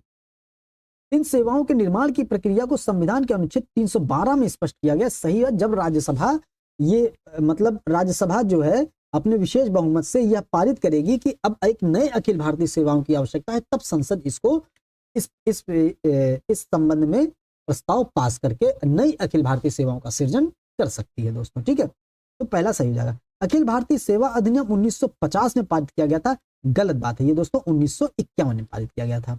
भारतीय वन सेवा का प्रबंधन वन एवं पर्यावरण मंत्रालय करता है, गलत बात है, इसका प्रबंधन दोस्तों लोक सेवा आयोग ही करता है। ठीक है, राज्यसभा किसी नई अखिल भारतीय सेवाओं का निर्माण कर सकती है, सत्य स्टेटमेंट है, तो 1 और 4 इसका सत्य हो जाएगा दोस्तों। ठीक है, 145वां है, उत्तर प्रदेश में लोकायुक्त के संदर्भ में कौन सा कथन सत्य है?